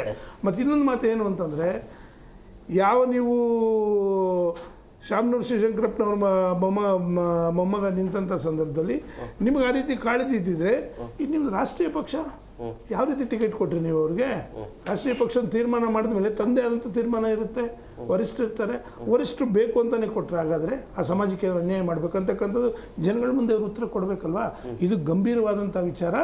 ಇವರ ಒಂದು ಬೂಟಾಟಿಕೆಗಳು ಸ್ಪಷ್ಟವಾಗಿ ಜನಗಳ ಮುಂದೆ ಈಗ ಕಾಣಿಸ್ತಾ ಇದೆ. ಒಂದೊಂದು ಯಾವ ರೀತಿ ಅಂತಂದರೆ ಕೇವಲ ಅವ್ರನ್ನ ವೋಟ್ ಬ್ಯಾಂಕ್ ಉಪಯೋಗಿಸ್ಕೊಳ್ಳೋದಷ್ಟೇ, ಮೂಲಭೂತ ಸೌಕರ್ಯಗಳು ಕಲ್ಪಿಸ್ಕೊಡಲ್ಲ ಅಂತಕ್ಕಂಥ ಸ್ಪಷ್ಟ ಅನ್ನೋದು ಮಾತ್ರ ಎದ್ದು ಕಾಣುತ್ತೆ. ಎಸ್ ಶಂಕರ್ ಸರ್, ಈಗ ಈ ದಾವಣಗೆರೆಯಲ್ಲಿ ಅಂದ್ರೆ ಸಾದಿಕ್ ಪೈಲ್ವಾನ್ ಇರೋದು ಬಿಜೆಪಿಗೆ ದಾರಿ ಸುಲಭ ಆಯ್ತಾ? ಸಾದಿಕ್ ಪೈಲ್ವಾನ್ ಅವ್ರು ಇರೋದು ಬಿಜೆಪಿಗೆ ದಾರಿ ಅಂತ ಸುಲಭ ಅಂತ ನಾವೇನು ಹೇಳಲ್ಲ. ನಮ್ಮ ವೋಟ್ ಬ್ಯಾಂಕ್ ಏನಿದೆ, ನಾವು ಮಾಡಿರುವಂತ ಕೆಲಸಗಳ ಮೇಲೆ ನಾವು ಚುನಾವಣೆಗೆ ಹೋಗ್ತಿದೀವಿ. ಅವರು ಅಲ್ಪಸಂಖ್ಯಾತರಿಗೆ ಕಾಂಗ್ರೆಸ್ ಮೋಸ ಮಾಡಿದೆ ಅಂತೇಳಿ ಸಾದಿಕ್ ಪೈಲ್ವಾನ್ ಅವ್ರು ಇವತ್ತು ಚುನಾವಣೆ ಕಣದಿಂದ ಹಿಂದೆ ಸರಿದಿಲ್ಲ. ಯಾರು ಕಾಂಗ್ರೆಸ್ನ ಲೀಡರ್ಸ್ಗಳು ಅವ್ರ ಮನೆಗೆ ಹೋದ್ರು ಸಹ ಹಿಂದೆ ಸರಿದಿಲ್ಲ. ಇಲ್ಲಿ ಇನ್ನೊಂದು ತುಂಬಾ ಗಮನಿಸಬೇಕಾದಂತ ಒಂದು ವಿಚಾರ ಸರ್, ಯಾರು ಇದೆಲ್ಲ ಆಗೋಕ್ಕಿಂತ ಮುಂಚೆ ಒಂದು ಹೈಡ್ರಾಮಾ ಆಯ್ತು ಕರ್ನಾಟಕದಲ್ಲಿ. ಜಮೀರ್ ಅಹಮದ್ ಖಾನ್ ಅವರು ಅಲ್ಲಿ ಅಲ್ಪಸಂಖ್ಯಾತರು ಕೊಡ್ಬೇಕು ಅಂತ ಅವ್ರು ಕೇಳಿದ್ರು. ಅದಕ್ಕೆ ಮಲ್ಲಿಕಾರ್ಜುನ್ ಅವರು ಅವ್ನ್ ಯಾರು ಮಾತಾಡ್ಲಿಕ್ಕೆ ನಮ್ ದಾವಣಗೆರೆ ವಿಚಾರದಲ್ಲಿ ಅಂತ ವಾಪಸ್ ಜಮೀರ್ ಅಹಮದ್ ಖಾನ್ ಅವ್ರಿಗೆ ಹೇಳಿದ್ರು. ಇವತ್ತು ಜಮೀರ್ ಅಹಮದ್ ಖಾನ್ ಅವರು 2 ಕ್ಷೇತ್ರದಲ್ಲಿ ಕಾಣಿಸ್ಕೊಂಡಿಲ್ಲ. ಯಾರು ತಾನು ಮುಸಲ್ಮಾನ್ ಲೀಡರು, ನಾನು ಅಲ್ಪಸಂಖ್ಯಾತರ ಲೀಡರ್ ಅಂತ ಹೇಳ್ಕೊಂಡಿರುವಂತಹ ಜಮೀರ್ ಅಹಮದ್ ಖಾನ್ ಅವರು ಈ ಚುನಾವಣೆ ಘೋಷಣೆ ಆದ ದಿವಸದಿಂದ ಎಲ್ಲೂ ಕಾಣಿಸ್ಕೊಂಡಿಲ್ಲ. ಕಾಂಗ್ರೆಸ್ನ ಯಾವ ಪ್ರಚಾರ ಸಭೆಗಳಲ್ಲೂ ಕಾಣಿಸ್ಕೊಂಡಿಲ್ಲ. ಒಂದು ಪ್ರಜಾಪ್ರಭುತ್ವದಲ್ಲಿ ಯಾರು ಈ ಕೆಳಗಡೆ ಕಷ್ಟ ಅನುಭವಿಸಿರ್ತಾರೆ, ಜನರ ನೋವು ಗೊತ್ತಿರುತ್ತೆ, ಅವ್ರುಗಳು ಪ್ರತಿನಿಧಿಗಳಾಗ್ಬೇಕು. That is the beauty of democracy. ನೋಡಿ, ನಮ್ಮ ಬಿಜೆಪಿ 2 ಕ್ಯಾಂಡಿಡೇಟ್ಸ್, ಒಬ್ರು ಇಲ್ಲಿ ದಾವಣಗೆರೆಯಲ್ಲಿ ಶ್ರೀನಿವಾಸ್ ದಾಸ್ ಕರಿಯಪ್ಪ, ತುಂಬಾ ತಳದ ಸಮುದಾಯದಿಂದ ಬಂದಿರುವ ವ್ಯಕ್ತಿ, ಜನರು ತುಂಬಾ ಹತ್ತಿರದಿಂದ ಬಲ್ಲವರು, ಜನರ ಕಷ್ಟಗಳನ್ನು ಗೊತ್ತಿರೋರು. ಈ ವ್ಯಕ್ತಿ ನಮ್ಮ ಬಿಜೆಪಿಯ ಒಂದು ಅಭ್ಯರ್ಥಿ ಆಗ್ತಾರೆ. 2ನೇದಲ್ಲಿ ಬಾಗಲಕೋಟೆಯಲ್ಲಿ ವೀರಣ್ಣ ಚರಂತಿಮಠ, ಒಂದು ಅದ್ಭುತವಾದ, ಉತ್ತರ ಕರ್ನಾಟಕದಲ್ಲಿ ಶಿಕ್ಷಣ ಎಷ್ಟು ದೊಡ್ಡ ಪ್ರಮಾಣದಲ್ಲಿ ಹಿಂದೆ ಬಿದ್ದಿತ್ತು, ಅಲ್ಲೊಂದು ಅದ್ಭುತವಾದ ಶಿಕ್ಷಣ ಸಂಸ್ಥೆಯನ್ನು ಕಟ್ಟಿದ್ದಾರೆ. ಸಾವಿರಾರು ಜನಕ್ಕೆ ಉದ್ಯೋಗ ಕಲ್ಪಿಸ್ಕೊಡಕ್ಕೆ ಶಿಕ್ಷಣವನ್ನು ಕೊಡ್ತಿದ್ದಾರೆ. ಇವತ್ತು ಡಿಸಿಪ್ಲಿನ್ ಕಲಿಸ್ತಾರೆ. ಆ ತರದ ವ್ಯಕ್ತಿ, ಸಮಾಜ ಬಗ್ಗೆ ಆಲ್ರೆಡಿ ಕಳಕಳಿ ಹೊಂದಿರುವಂತ ವ್ಯಕ್ತಿಗಳಿಗೆ ಬಿಜೆಪಿ ಟಿಕೆಟ್ ಕೊಟ್ಟಿದೆ. ಪಾರ್ಟಿ ವಿತ್ ಡಿಫರೆನ್ಸ್ ಅಂತ ಅನ್ನೋದು ಇದೇ ಕಾರಣಕ್ಕೆ. ನಾವು ಯಾವುದೇ ಕುಟುಂಬದ ಹಿನ್ನೆಲೆ ಆಗ್ಲಿ, ಯಾವುದೇ ಪ್ರಭಾವಕ್ಕೊಳಗಾಗಿ ಟಿಕೆಟ್ ಕೊಟ್ಟಿಲ್ಲ. ಜನರ ಕಳಕಳಿಯನ್ನ, ಜನರ ಸೇವೆ ಯಾರು ಮಾಡ್ಲಿಕ್ಕೆ ಆಗ್ತದೆ ಆ ತರದ್ದು ಒಬ್ಬ ಅಭ್ಯರ್ಥಿಗಳಿಗೆ ನಾವು ಇವತ್ತು ಟಿಕೆಟ್ ಕೊಟ್ಟಿದೀವಿ. ಈ ಬಾರಿ ಚುನಾವಣೆಯಲ್ಲಿ ದಾವಣಗೆರೆಯಲ್ಲಿ ನಾವು ಸ್ಮಾರ್ಟ್ ಸಿಟಿ, ಇವ್ರೇನ್ ಹೇಳ್ತಾರೆ, ಶಾಮನೂರ್ ಅವ್ರದ್ದು ಒಂದೇ ಒಂದು ಕೊಡುಗೆ ಇಲ್ಲ ಸರ್. ಅವ್ರು 35-40 ವರ್ಷ ಆಳ್ವಿಕೆ ಮಾಡಿದ್ದಾರೆ. ಅವ್ರ ಸ್ಮಾರ್ಟ್ ಸಿಟಿ ಒಂದು ಬಿಟ್ಟು ಮೋದಿ ಸರ್ಕಾರದಲ್ಲಿ 2,500 ಕೋಟಿ ರೂಪಾಯಿ, ಬಿಜೆಪಿ ಸರ್ಕಾರದಲ್ಲಿ ಬಂದಿರೋದು 120 ಕೋಟಿ ರೂಪಾಯಿ ಬಸ್ ಸ್ಟಾಪ್ಗೆ ಕೊಟ್ಟಿರೋದು, ಸೆಂಟ್ರಲ್ ಗವರ್ಮೆಂಟ್ ಇಂದ ಬಂದಿರೋದು. ಅದನ್ನ ಬಿಟ್ರೆ ಯಾವ್ದೇ ರೀತಿ ಡೆವಲಪ್ಮೆಂಟ್ ಆಗಿಲ್ಲ. ಅಲ್ಲಿರೋ ಮುಸಲ್ಮಾನ ಸಮುದಾಯ ಹೇಳ್ತಿದೆ, ಇವತ್ತು ಎಲ್ಲ ಪ್ರೈವೇಟ್ ಕಾಲೇಜ್ಗಳು ಮಾಡ್ಕೊಂಡಿದ್ದಾರೆ, ಪ್ರೈವೇಟ್ ಹಾಸ್ಪಿಟಲ್ಗಳು ಮಾಡ್ಕೊಂಡಿದ್ದಾರೆ, ಅವ್ರವ್ರ ಕೋಟೆಗಳನ್ನ ಕಟ್ಕೊಂಡಿದ್ದಾರೆ ಹೊರತು ಜನಸಾಮಾನ್ಯರಿಗೆ ಉಪಯೋಗ ಆಗುವಂತದ್ದು ಏನು ಮಾಡಿಲ್ಲ ಅಂತ ಅಲ್ಲಿ ಜನ ಹೇಳ್ತಿದ್ದಾರೆ. ಇವತ್ತು ನಾನು ಟಿವಿಗಳ ಮುಖಾಂತರ ನೋಡಿದ್ದು. ಸೊ ಆ ತರನಾಗಿ ಬಿಜೆಪಿ ಏನಿದ್ರು ಜನರಿಗಾಗಿ, ನಾವು ಮುಸಲ್ಮಾನರಿಗೂ ನಾವು ಜೊತೆ ಕರ್ಕೊಂಡು ಹೋಗ್ತೀವಿ, ಎಲ್ಲಾ ಸಮುದಾಯ ಕ್ರಿಶ್ಚಿಯನ್ ಇದ್ರ ಜೊತೆ ಕರ್ಕೊಂಡು ಹೋಗ್ತೀವಿ. ಆಕ್ಚುಲ್ ಆಗಿ ಯಾರು ಈ ಸಮುದಾಯ ಈ ಭಾರತದಲ್ಲಿ ಯಾವ್ದೋ ಒಂದು ಪಾರ್ಟಿ ಎಲ್ರಿಗೂ ನ್ಯಾಯ ಕೊಡುತ್ತೆ ಅಂದ್ರೆ ಅದು ಬಿಜೆಪಿ. ಯಾವುದೇ ಕಾರಣಕ್ಕೂ ನಾವು ಕುಟುಂಬ ರಾಜಕಾರಣವನ್ನ ಬೆಂಬಲಿಸಲ್ಲ. ಎಸ್, ಓಕೆ ಜಗದೀಶ್ ಸರ್, ಈಗ ನೀವು ಕಾಂಗ್ರೆಸ್ ಪಕ್ಷದ ಆಡಳಿತವನ್ನು ನೋಡ್ಕೊಂಡು ಬರ್ತಾ ಇದ್ದೀರಿ ಕಳೆದ 3 ವರ್ಷದಿಂದ. ಸೊ ನಿಮ್ಮ ಕಡೆಯಿಂದ ಯಾವ ರೀತಿಯಾಗಿ ಪ್ರಯತ್ನ ಆಗ್ತಾ ಇದೆ ಅಂದರೆ ಸ್ಥಳೀಯ ಮಟ್ಟದಲ್ಲಿ ತಪ್ಪುಗಳನ್ನು ಎತ್ತಿ ಹಿಡಿಯುವಂಥ ಕೆಲಸ ನಿಮ್ಮ ಕಡೆಯಿಂದ ಆಗ್ತಾ ಇದೆ ಇಲ್ಲ, ಅಥವಾ ಆಡಳಿತ ಅಥವಾ ಜನರ ನಾಡಿ ಮಿಡಿತ ಏನಿದೆ ಆ ಭಾಗದಲ್ಲಿ 2 ಕ್ಷೇತ್ರಗಳಲ್ಲಿ? ಸರ್, ಮೊದಲನೇದಾಗಿ ಈಗ ನಮ್ಮ ಏನು ಸ್ನೇಹಿತರುಗಳೆಲ್ಲ ಹೇಳಿದ್ರಲ್ಲ, ಈಗ ಬಾಗಲಕೋಟೆ ಇರ್ಬೋದು ಅಥವಾ ದಾವಣಗೆರೆನಲ್ಲಿ ನಮ್ಮ ಕಾಂಗ್ರೆಸ್ ಸ್ನೇಹಿತರು ಹೇಳಿದ್ರು ಸಮರ್ಥ ನಾವು ಅಭ್ಯರ್ಥಿಗಳಿಗೆ ಟಿಕೆಟ್ ಕೊಟ್ಟಿದ್ದೀವಿ ಅಂತ. ಸರ್, ಅವ್ರ ಫ್ಯಾಮಿಲಿ ಹೆಸರಿರೋದು ಒಂದೇ ಅವ್ರಿಗೆ ಸಮರ್ಥ. ಆ ಫ್ಯಾಮಿಲಿ ಹೆಸರಿಲ್ಲ ಅಂದಿದ್ರೆ ನಿಮಗೂ ಗೊತ್ತು ನಮಗೂ ಗೊತ್ತು, ಅವ್ರಿಗೆ ಖಂಡಿತವಾಗ್ಲೂ ಟಿಕೆಟ್ ಸಿಗ್ತಾ ಇರಲಿಲ್ಲ. ಅವರ ಫ್ಯಾಮಿಲಿ ಅವ್ರು ಆಗಿದ್ದಕ್ಕೆ ಟಿಕೆಟ್ ಸಿಕ್ಕಿದೆ. ಇದು 100% ಸತ್ಯ ಅಲ್ವಾ? ಅಂದರೆ ಇದರ ಅರ್ಥ ಏನು ಅಂತಂದರೆ, ವಂಶಾಡಳಿತ ಅನ್ನೋದು ಏನು ಕಾಂಗ್ರೆಸ್ ಅವರು ಮುಂದುವರ್ಸ್ಕೊಂಡು ಹೋಗ್ತಿರ್ತಾರೆ ಇನ್ನೂ ಹೋಗ್ತಿರ್ತಾರೆ ಅಂತ. ಇಲ್ಲಿ ಇನ್ನೊಂದು ಮುಖ್ಯವಾದ ಪಾಯಿಂಟ್ ಏನಂದ್ರೆ ಮುಸ್ಲಿಮ್ಸ್ನ ಟೇಕನ್ ಫಾರ್ ಗ್ರಾಂಟೆಡ್. ಇದಕ್ಕೆ ಯಾಕೆ ಅಂತಂದ್ರೆ DCM ಅವರು ಒಂದು ಕಳೆದ 2 ದಿನಕ್ಕೆ ಮುಂಚೆನೋ 3 ದಿನಕ್ಕೆ ಮುಂಚೆನೋ ಹೇಳಿದ್ದಾರೆ, ನಾವು ಕಾಂಪನ್ಸೇಟ್ ಮಾಡೋ ರೀತಿಯಲ್ಲಿ ಅವ್ರಿಗೆ MLC ಮಾಡಿದೀವಿ 5 ಸಲ ಮುಸ್ಲಿಂ ಸಮುದಾಯದವ್ರನ್ನ. ಅದೇ ಇವ್ರು ಹೇಳಿದ್ರಲ್ಲ ಅದೇ ಥರನೇ ಗಂಜಿ ಕೇಂದ್ರಗಳು ಇವೆಲ್ಲ MLC ಇರ್ಬೋದು ಅಥವಾ ಯಾವುದೋ ಒಂದು ಬೋರ್ಡ್ ಚೇರ್ಮನ್ ಇರ್ಬೋದು, ಮತ್ತೊಂದು ಇರ್ಬೋದು. ನೀವು ನಿಜವಾಗಲೂ ಮುಸ್ಲಿಂ ಸಮುದಾಯದ ಬಗ್ಗೆ ನಿಮಗೆ ಕಾಳಜಿ ಇದ್ದಿದ್ರೆ ಖಂಡಿತವಾಗ್ಲೂ ಈಗ ಟಿಕೆಟ್ ಕೊಡ್ಬೋದಾಗಿತ್ತಲ್ಲ, ಯಾಕೆ ಕೊಟ್ಟಿಲ್ಲ? ಸೊ ಹಾಗಾಗಿ ಇದು ಏನು ಅಂತಂದ್ರೆ ಮುಸ್ಲಿಂ ಸಮುದಾಯದವ್ರಿಗೆ ಇದು ಒಂದು ಗೋಲ್ಡನ್ ಆಪರ್ಚುನಿಟಿ. ಏನಂತಂದ್ರೆ 1947ರಿಂದಾನು ಕಾಂಗ್ರೆಸ್ನ ಕಪಿ ಮುಷ್ಟಿಲಿದ್ದಾರೆ. ನೀವು ಒಂದೇ ಒಂದು ಉದಾಹರಣೆ ತೋರಿಸ್ಬಿಡಿ ಸ್ವಾತಂತ್ರ್ಯವಾಗಿ, ಹೌದು ಇವ್ರಿಗೆ ನಾವು ಪಕ್ಷಕ್ಕೋಸ್ಕರ ದುಡ್ದಿದ್ದಾರೆ, ನಾವು ಅದಕ್ಕೋಸ್ಕರ ಇವ್ರಿಗೆ ಟಿಕೆಟ್ ಕೊಡ್ತೀವಿ ಅಂತ ಖಂಡಿತವಾಗ್ಲೂ ಇಲ್ಲ. ಆಮೇಲೆ ನಮ್ಮ ಸ್ನೇಹಿತರು ಇನ್ನೂ ಹೇಳ್ತಾ ಇದ್ರು, ನಮ್ಮಲ್ಲಿ ಸಾಕಷ್ಟು ಜನ ಅಲ್ಪಸಂಖ್ಯಾತರು, ಅವರೆಲ್ಲ ಅಲ್ಲಿ ಸರ್ JDS ಇಂದ ಬಂದಿದ್ದವರು ಇಲ್ಲ ಬೇರೆ ಬೇರೆ ಪಕ್ಷದಿಂದ ಬಂದಿದ್ದವರಾಗಿದ್ದಾರೆ ಹೊರತು ಅವರು ಸಾಮರ್ಥ್ಯದಿಂದ ಅವರು ಗೆದ್ದಿದ್ದಾರೆ ಅಥವಾ ಟಿಕೆಟ್ ತಗೊಂಡಿದ್ದಾರೆ, MLAಗಳು MLCಗಳಾಗಿದ್ದಾರೆ ಹೊರತು ಕಾಂಗ್ರೆಸ್ ವತಿಯಿಂದ ಎಲ್ಲಿ ಟಿಕೆಟ್ ಕೊಟ್ಟಿದ್ದಾರೆ? ನಿಷ್ಠಾವಂತ ಕಾರ್ಯಕರ್ತರು ಸಾಕಷ್ಟು ಜನ ಇದ್ದಾರೆ, ಅಲ್ಪಸಂಖ್ಯಾತರು ಕೊಟ್ಟಿದ್ದಾರಾ? ಕೊಟ್ಟಿಲ್ಲ. ಹಾಗಾಗಿ ಇದು ಇವತ್ತು ದಾವಣಗೆರೆ ದಕ್ಷಿಣದಲ್ಲಿ ಏನು ಮುಸಲ್ಮಾನರಿದ್ದಾರೆ, ನಾವು ಸ್ವಾಯತ್ತತೆಯಿಂದ ಇದ್ದೀವಿ ಅಂತ ತೋರಿಸೋದಕ್ಕೆ ಇದೊಂದು ಸಕಾಲ. ಖಂಡಿತವಾಗಲೂ ಹೆಚ್ಚಿನ ಸಂಖ್ಯೆಯಲ್ಲಿ ನನಗೆ ವಿಶ್ವಾಸ ಇದೆ ಕಾಂಗ್ರೆಸ್ ವಿರುದ್ಧವಾಗಿ ಓಟ್ ಹಾಕ್ತಾರೆ. ಅವ್ರು BJPಗಂತೂ ಹಾಕೋದಿಲ್ಲ. ನಮ್ಮ ಪಕ್ಷದ ಅಭ್ಯರ್ಥಿ ಶಿವಕುಮಾರಪ್ಪ ಅಂತ, ಇವರು ಚಾರ್ಟರ್ಡ್ ಅಕೌಂಟೆಂಟ್, ಸುಮಾರು 30 ವರ್ಷದಿಂದ ವೃತ್ತಿನಲ್ಲಿದ್ದಾರೆ. ಸರ್, ವಂಶಾಡಳಿತ ಕೊನೆಗಾಣಿಸೋದಕ್ಕೆ ದಾವಣಗೆರೆ ದಕ್ಷಿಣ ಮತದಾರ ಪ್ರಭುಗಳಿಗೆ ಇದೊಂದು ಸುವರ್ಣಾವಕಾಶ. BJP ಸ್ನೇಹಿತರು ಹೇಳ್ತಿದ್ರು ನಾವು ವಂಶಾಡಳಿತ ವಿರುದ್ಧ ಅಂತ. ನಿಮಗೆ ಗೊತ್ತಿದೆ ಏನು, ಕರ್ನಾಟಕದಲ್ಲೇ ನಾವು ಜಾಸ್ತಿ ದೂರ ಹೋಗೋದು ಬೇಡ, ಎಷ್ಟು ಜನ ವಂಶದವರು BJPನಲ್ಲಿ ಇಲ್ಲ ಅನ್ನೋದು ಇದಾರ ಇಲ್ವಾ? ನಾವು ಆ ಅವಲೋಕನ ಮಾಡ್ಕೊಳ್ಳೋಣ, ಇದ್ದೇ ಇದ್ದಾರೆ. ಸೊ ಹಾಗಾಗಿ ಕಾಂಗ್ರೆಸ್ ಮತ್ತೆ BJP ಇಬ್ರು ಒಂದೇ ನಾಣ್ಯದ 2 ಮುಖಗಳು. ಹಾಗಾಗಿ ಇದೊಂದು ಅವಕಾಶ ನಮ್ಮ ಮುಸ್ಲಿಂ ಬಾಂಧವರಿಗೂ ಮತ್ತು ದಾವಣಗೆರೆ ದಕ್ಷಿಣ ಮತದಾರ ಪ್ರಭುಗಳಿಗೆ ಈ ಒಂದು ಏನು ವಂಶಾಡಳಿತ ಇದನ್ನ ಕೊನೆಗಾಣಿಸ್ಬೇಕು. ಮತ್ತೆ ಮುಸ್ಲಿಂ ಬಾಂಧವರು ನಾವು ಯಾರದೇ ಕಪಿ ಮುಷ್ಟಿಲಿಲ್ಲ ಅಂತ ಪ್ರೂವ್ ಮಾಡ್ತಾರೆ. ನಮ್ಮ ಪಕ್ಷಕ್ಕೆ ಖಂಡಿತವಾಗ್ಲೂ ಇಲ್ಲಿ ಒಳ್ಳೆ ಒಂದು ಅವಕಾಶ ಇದ್ದೇ ಇದೆ. ಬದಲಾವಣೆ ಅನ್ನೋದು ಹಾಗೇ ಆಗುತ್ತೆ. ಮತ್ತು ನಮ್ಮ ಸ್ನೇಹಿತರು ಹೇಳೋದಲ್ಲ, ಹೇಗಿದ್ರು ಇಲ್ಲಿ ಯಾರು ಗೆದ್ರು ಯಾರು ಸೋತ್ರು ಆಡಳಿತದ ಮೇಲೆ ಯಾವುದೇ ರೀತಿ ಪರಿಣಾಮ ಬೀರೋದಿಲ್ಲ. ಯಾಕಂದರೆ ಕಾಂಗ್ರೆಸ್ಗೆ ಈಗಾಗಲೇ 130ಕ್ಕೂ ಹೆಚ್ಚು ಸ್ಥಾನಗಳಿದೆ. ಹಾಗಾಗಿ ಇದು ಏನು ಅಂತಂದರೆ ಟೇಕನ್ ಫಾರ್ ಗ್ರಾಂಟೆಡ್ ಅಂತ ಏನು IRFs ಅಂತ ಹೇಳ್ತಾರಲ್ಲ, ಉನ್ನತ ಮಟ್ಟದ ನಾಯಕರುಗಳ ಒಂದು ಏನು ಸ್ವಂತ ತೀರ್ಮಾನಗಳಿರ್ತಾವಲ್ಲ, ಅದರ ವಿರುದ್ಧ ಖಂಡಿತವಾಗ್ಲೂ ಜನ ತೀರ್ಮಾನ ಕೊಡ್ತಾರೆ. ಇದು BJP ಇರ್ಬೋದು ಅಥವಾ ಕಾಂಗ್ರೆಸ್ ಇರ್ಬೋದು, 2 ರಾಷ್ಟ್ರೀಯ ಪಕ್ಷಗಳಿಗೆ ಖಂಡಿತವಾಗ್ಲೂ ಈ ಚುನಾವಣೆಗಳು ಒಂದು ಪಾಠ ಕಲಿಸ್ತದೆ. ಎಸ್ ದರ್ಶನ್ ಸರ್, ಭಾಳ ಗಂಭೀರ ಆರೋಪ ಕಾಂಗ್ರೆಸ್ಗೆ. ಅಂದರೆ ಅಲ್ಪಸಂಖ್ಯಾತರನ್ನ ಬಳಸ್ಕೊಳ್ಳಲಾಗ್ತಾ ಇದೆ, ಅತಿ ಹೆಚ್ಚು ವೋಟಿಂಗ್ ಇದ್ರೂ ಕೂಡ ಯಾಕೆ ಅವ್ರನ್ನ ಕಡೆಗಣನೆ ಮಾಡಲಾಗ್ತಾ ಇದೆ, ಕುಟುಂಬಕ್ಕೆ ಯಾಕೆ ಒತ್ತು ಅನ್ನೋದು. ನಾನು ಮೊದಲಿಗೆ ಒಂದು ಪ್ರಜಾಪ್ರಭುತ್ವ ವ್ಯವಸ್ಥೆಯಲ್ಲಿ ವಿಧಾನಸಭೆ ಅಥವಾ ವಿಧಾನ ಪರಿಷತ್ನ ಹೋದಂತಹ ಒಬ್ಬ ಜನಪ್ರತಿನಿಧಿಗಳಿಗೆ ಆಮ್ ಆದ್ಮಿ ಪಾರ್ಟಿಯವರು ಮತ್ತು ಇವರು ಪತ್ರಕರ್ತರು, ಹಿರಿಯರು, ಚಿಂತಕರು ಅನ್ನೋರು ಗಂಜಿ ಕೇಂದ್ರ ಅನ್ನುವಂಥ ಪದ ಬಳಕೆಯನ್ನು ತೀವ್ರವಾಗಿ ಖಂಡಿಸ್ತಾ ಇನ್ನೊಂದು ಹೇಳಿದ್ದಾರೆ, ಕಾಂಗ್ರೆಸ್ನಲ್ಲಿರೋರೆಲ್ಲ ಏನು JDSನಿಂದ ಬಂದಿದ್ದಾರೆ ಅನ್ನುವಂಥ ಆರೋಪವನ್ನು ಮಾಡಿದ್ದಾರೆ. ಅಥವಾ ಇಲ್ಲಿ ತನಕ ಯಾವುದು ಬರೀ MLC ಮಾಡಿದ್ದಾರೆ, ಬೋರ್ಡು ಕಾರ್ಪೊರೇಷನ್ ಅನ್ನೋದನ್ನು ಹೇಳಿದ್ದಾರೆ. ನೋಡಿ, ಒಂದು ಆರೋಪ ಮಾಡಬೇಕಾದ್ರೆ ಅಲ್ಲಿ ಹುರುಳಿರಬೇಕು.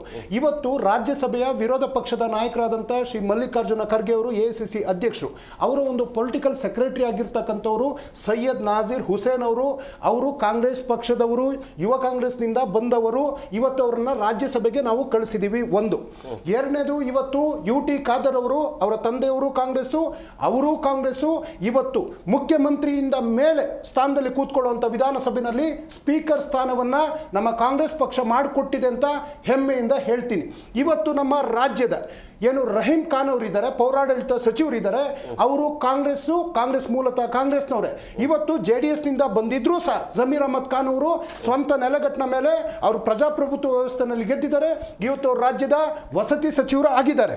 ನಾವು ಕೇವಲ MLCಗಳಷ್ಟೇ ಮಾಡಿಲ್ಲ ಸರ್. ಇವತ್ತು ತನ್ವೀರ್ ಸೇಠ್ ಅವರು ಅವರ ತಂದೆಯವರ ಕಾಲದಿಂದ ಕಾಂಗ್ರೆಸ್ ಪಕ್ಷ, ಆಸಿಫ್ ಸೇಠ್ ಅವರು ಕಾಂಗ್ರೆಸ್ ಪಕ್ಷದ MLA ಆಗಿದ್ದಾರೆ. ರಿಜ್ವಾನ್ ಅರ್ಷದ್ ಅವರು ಯುವ ಕಾಂಗ್ರೆಸ್ನಿಂದ ಬಂದವರು, ಅವರು ಸಹ ನಮ್ಮ MLA ಆಗಿದ್ದಾರೆ. ಹ್ಯಾರಿಸ್ ಅವರು ಸಮೇತ ಯುವ ಕಾಂಗ್ರೆಸ್ನಿಂದ ಬಂದವರು, ಅವರು ಇವತ್ತು ನಮ್ಮ ಕಾಂಗ್ರೆಸ್ನ MLA ಆಗಿದ್ದಾರೆ.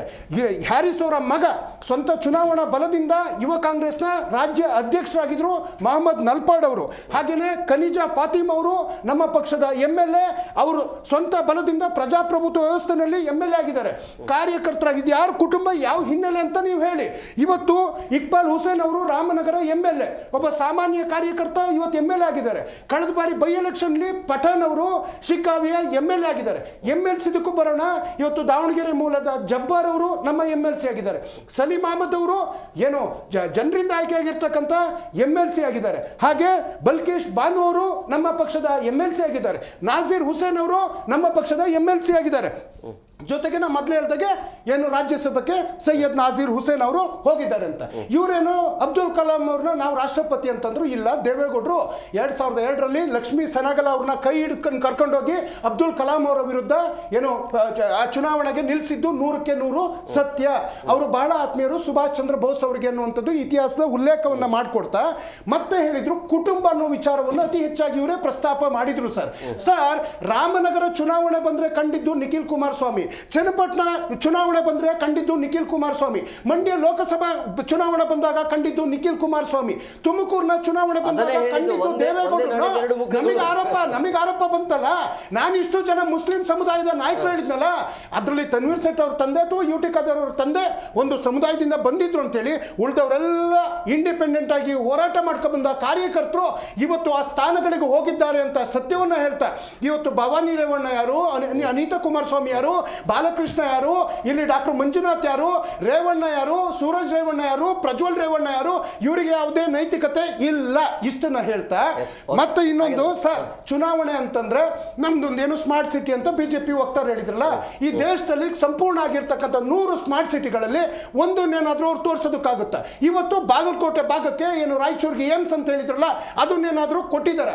ಇವತ್ತು ದಾವಣಗೆರೆ ಭಾಗಕ್ಕೆ ಭದ್ರಾ ಮೇಲ್ದಂಡೆಗೆ ಬಜೆಟ್ ಅಲ್ಲಿ ಘೋಷಣೆ ಆಗಿತ್ತಲ್ರಿ, ಇಲ್ಲೆಲ್ಲ ಏನು ಚಪ್ಪಾಳೆ ತಟ್ಟಿ ಪಟಾಕಿ ಹಚ್ಚಿದ್ರಲ್ಲ ಬೊಮ್ಮಾಯಿ ಅವರು, ಇವತ್ತಿನ ತನಕ 5,400 ಕೋಟಿ ರೂಪಾಯಿ ಹಣವನ್ನ ಕೊಟ್ಟಿಲ್ಲ. ಯಾಕೆ? ಇವತ್ತು ಭದ್ರಾ ಮೇಲ್ದಂಡೆಗೆ ನಮ್ಮ ಸರ್ಕಾರ 5,000 ಕೋಟಿ ರೂಪಾಯಿ ಹಣವನ್ನ ಹಾಕ್ತಾ ಇದೀವಿ. ಬಾಗಲಕೋಟೆನಲ್ಲಿ ಒಂದು ಸರ್ಕಾರಿ ಆಸ್ಪತ್ರೆಗೆ, ಮೆಡಿಕಲ್ ಕಾಲೇಜಿಗೆ ಶಂಕುಸ್ಥಾಪನೆ ಆಗಿದೆ. ಹಾಗೆ ಇವತ್ತು ದಾವಣಗೆರೆ ಅವ್ರೇನು ಹೇಳಿದ್ರು, ನೋಡ್ಕೊಂಬನ್ನಿ ಅಂತ. ಸರ್, ದಾವಣಗೆರೆಯಲ್ಲಿ ಖುದ್ದು ನಾನು ಇದ್ದೀನಿ, ನಾನು ಆ ಕ್ಷೇತ್ರದಲ್ಲಿ ಓಡಾಡಿದ್ದೀನಿ. ಅಲ್ಲಿಯ ರಸ್ತೆಗಳಾಗಿರ್ಬೋದು, ಅಲ್ಲಿಯ DC ಕಚೇರಿ ಆಗಿರ್ಬೋದು, ಅಲ್ಲಿಯ ಕೋರ್ಟ್ ಆಗಿರ್ಬೋದು, ಅಲ್ಲಿಯ PWD ಬಿಲ್ಡಿಂಗ್ ಆಗಿರ್ಬೋದು, ಅಲ್ಲಿಯ ರಸ್ತೆಗಳಾಗಿರ್ಬೋದು, street light one of the best example entire ಕರ್ನಾಟಕದಲ್ಲಿ ನಾವು ದಾವಣಗೆರೆಯಲ್ಲಿ ನೋಡ್ಲಿಕ್ಕೆ ಸಾಧ್ಯ ಆಗ್ತದೆ. ಮುಂಭಾಗದಲ್ಲಿ ಅಷ್ಟೇ ಅಲ್ಲ ಸರ್, ಮುಂಭಾಗದಲ್ಲಿ ನೋಡಿ, ಇದು ಏನು ವಂಶಸ್ಥರು ಓಟ್ ಹಾಕೋದಿಲ್ಲ ಸರ್. ನಾವು ಪ್ರಜಾಪ್ರಭುತ್ವ ವ್ಯವಸ್ಥೆಯಲ್ಲಿ ಇದೀವಿ, ಜನಗಳ ಮುಂದೆ ಹೋಗಿದ್ದೀವಿ, ಸಮರ್ಥನ್ನು ಅಭ್ಯರ್ಥಿ ಮಾಡಿದ್ದೀವಿ, ಯಾರು ಉಮೇಶ್ ಮೇಟಿ ಅವ್ರನ್ನು ನಾವು ಅಭ್ಯರ್ಥಿ ಮಾಡಿದ್ದೀವಿ, ಜನಾಭಿಪ್ರಾಯಕ್ಕೆ ನಾವು ಬಿಟ್ಟಿದ್ದೀವಿ. ಜನರ ಒಲವು ನಮ್ಮ ಕಡೆ ಇದೆ. ಆ ಒಲವು ಇದ್ದಿದ್ರಿಂದನೇ ಇವತ್ತು SS ಮಲ್ಲಿಕಾರ್ಜುನ್ ಅವ್ರನ್ನೂ ಗೆಲ್ಸಿದ್ರು, ಶಾಮನೂರ್ ಶಿವಶಂಕರಪ್ಪನವ್ರನ್ನೂ ಗೆಲ್ಸಿದ್ರು, ಹಾಗೇನೆ ಪ್ರಭಾ ಮಲ್ಲಿಕಾರ್ಜುನ್ ಅವ್ರನ್ನೂ ಗೆಲ್ಸಿದ್ರು. ಇವತ್ತು ಅವ್ರ ಮಗ ಅನ್ನೋದಕ್ಕಿಂತ ನಾವು ಸಮರ್ಥ ಅವರು ಕಾಂಗ್ರೆಸ್ ಪಕ್ಷದ ಸಮರ್ಥ ಅಭ್ಯರ್ಥಿ ಇದ್ದಾರೆ, 100ಕ್ಕೆ 100 ನಾವು ಗೆಲ್ತೀವಿ ಸರ್. ಓಕೆ, ನಾಗೇಂದ್ರ ವಾಪಸ್ ಬರ್ತೀನಿ. ಬ್ರೇಕ್ನ ಸಮಯ ಆಗಿದೆ, ಬ್ರೇಕ್ ತಗೊಂಡು ಬಂದ್ಬಿಡ್ತೀನಿ. ಬ್ರೇಕ್ ಆದ ಬಳಿಕ CM ಸಿದ್ದರಾಮಯ್ಯ ನೇತೃತ್ವದಲ್ಲಿ ಮಹತ್ವದ ಸಭೆ ಮಾಡಲಾಗಿದೆ. ಆ ಸಭೆಯಲ್ಲಿ ಶಾಸಕರಿಗೆ, ಸಚಿವರಿಗೂ ಕೂಡ ಟಾಸ್ಕ್ ಅನ್ನು ಕೊಟ್ಟಿದ್ದಾರೆ. ಅದರ ಜೊತೆಗೆ ಕಾಂಗ್ರೆಸ್ಗೆ ಗೆಲ್ಲೋದಕ್ಕೆ ಗ್ಯಾರಂಟಿ ಸಾಕು. ಶಂಕರ್ ಸರ್, 2 ಕ್ಷೇತ್ರದಲ್ಲಿ BJP ಗೆಲ್ಲಬೇಕು ಅಂತ ಹೇಳಿದ್ರೆ ನಿಮ್ಮ ಪ್ಲಾನ್ ಏನು? ಅದರ ಜೊತೆಗೆ ಯಾವ ಉದ್ದೇಶದಿಂದ ನೀವು ಗೆಲ್ಲಬೇಕು ಅಂತ ಹೇಳ್ತೀರಿ ಅಂತ ಅಂದರೆ, ಆಡಳಿತ ಪಕ್ಷದಲ್ಲಿರುವಂಥ ಕಾಂಗ್ರೆಸ್ಸನ್ನು ಹಿಡಿದಿಡುವಂಥ ಅಥವಾ ಅವರ ತಪ್ಪುಗಳನ್ನು ಎತ್ತಿ ಹಿಡಿಯುವಂಥ ಕೆಲಸವನ್ನು ನೀವು ಮಾಡಿದ್ದೀರಾ? ಆ ನಂಬಿಕೆ ಇದೆಯಾ?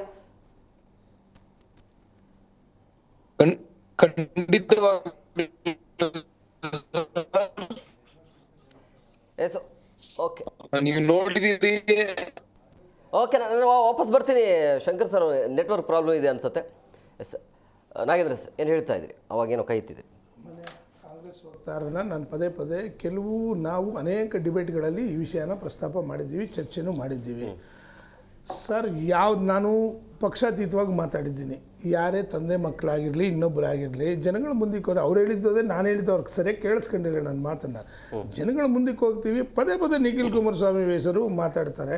3 ಸತಿ ಸೋತವ್ರು, ಜನಗಳ ಮುಂದಕ್ಕೆ ಹೋದವ್ರಿ ಇಷ್ಟ ಇಲ್ಲ ಸೋಲ್ಸವ್ರೆ. ದೇವೇಗೌಡರನ್ನ ಇಷ್ಟ ಆಯಿತು, ಗೆಲ್ಸಿದ್ದಾರೆ. ಕುಮಾರಸ್ವಾಮಿನ ಇಷ್ಟ ಆಯಿತು, ರೇವಣ್ಣನ ಇಷ್ಟ ಆಯಿತು, ಎಲ್ಲ ಗೆಲ್ಸಿದ್ದಾರೆ. ಆ ರೀತಿ ತಗೊಂಡು ಮಾನ್ಯ ಮುಖ್ಯಮಂತ್ರಿಗಳು ಅವ್ರ ಪುತ್ರ ಯಾವ ರೀತಿ ಬಂದ್ರವರು? ಚುನಾವಣೆ ಗೆದ್ದು ಬಂದ್ರೆ ಹಾಗಾದ್ರೆ ಹೇಳ್ಬೇಕಲ್ಲ ನೀವೇನೆ.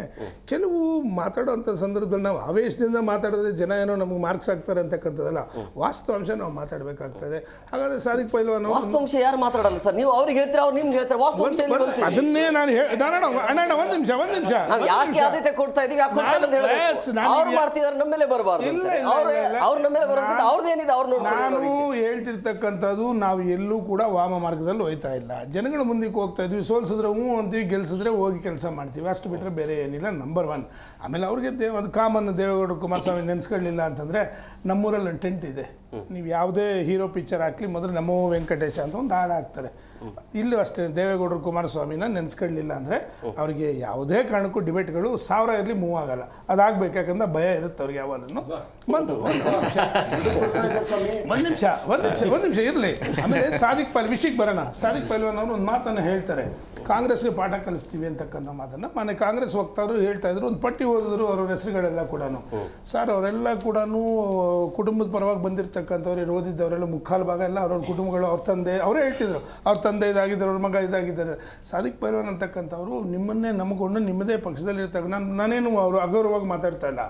ಎಷ್ಟು ಅವರು ದುಡ್ದಿದ್ದಾರೆ ಅಂತಕ್ಕಂಥದ್ದು ಇದ್ದರೆ ಅಷ್ಟು ಅವರು ಗಂಭೀರವಾಗಿ ಮಾತಾಡ್ತಾರೆ ಜನಗಳ ಮುಂದಕ್ಕೆ ಬಂದು. ಆಮೇಲೆ ನೀವು ಸಮಯ ಕೊಟ್ಟು ಬಂದು ನಿಮ್ಮ ಹತ್ರ ಮಾತಾಡ್ತೀವಿ ಅಂತ ಹೇಳಿದ ಮೇಲೆ ನೀವು ಯಾಕೆ ಅಲ್ಲಿ ಬೇಕು ಉದ್ದೇಶಪೂರ್ವಕವಾಗಿ ಇದು ಮಾಡಿದ್ರಿ? ನಿಮ್ಮಲ್ಲಿ ಒಳ ಜಗಳ ಇತ್ತು, ಗುಂಪುಗಾರಿಕೆ ಇತ್ತು. ಈ ಗುಂಪುಗಾರಿಕೆಯಲ್ಲಿ ನಾನು ಇನ್ನೂ ಒಂದು ಮಾತು ಹೇಳ್ತೇನೆ, ಇನ್ನೂ ಒಂದು ಹೆಜ್ಜೆ ಮುಂದೆ ಹೋಗಿ ಹಿರಿಯರು ಒಂದು ಮಾತು ಹೇಳ್ತಾ ಇದ್ರು. ಜಮೀರ್ ಅಹ್ಮದ್ ಅವ್ರು ಏನಂತ ಹೇಳಿದ್ರು, ನಾನು ನಮಗೆ ಮುಸಲ್ಮಾನರಿಗೆ ಟಿಕೆಟ್ ಕೊಡಲಿಲ್ಲ ಅಂತಂದರೆ ರಾಜೀನಾಮೆ ಮಾಡ್ತೀನಿ ಅಂದ್ರಲ್ಲ. ಒಂದು ನಿಮಿಷ ರೆಕಾರ್ಡ್ ಸರ್, ಒಂದು ನಿಮಿಷ ದಯವಿಟ್ಟು ನಾನಿದ್ದೀನಿ ಸರ್, ಒಂದು ನಿಮಿಷ ವಾಪಸ್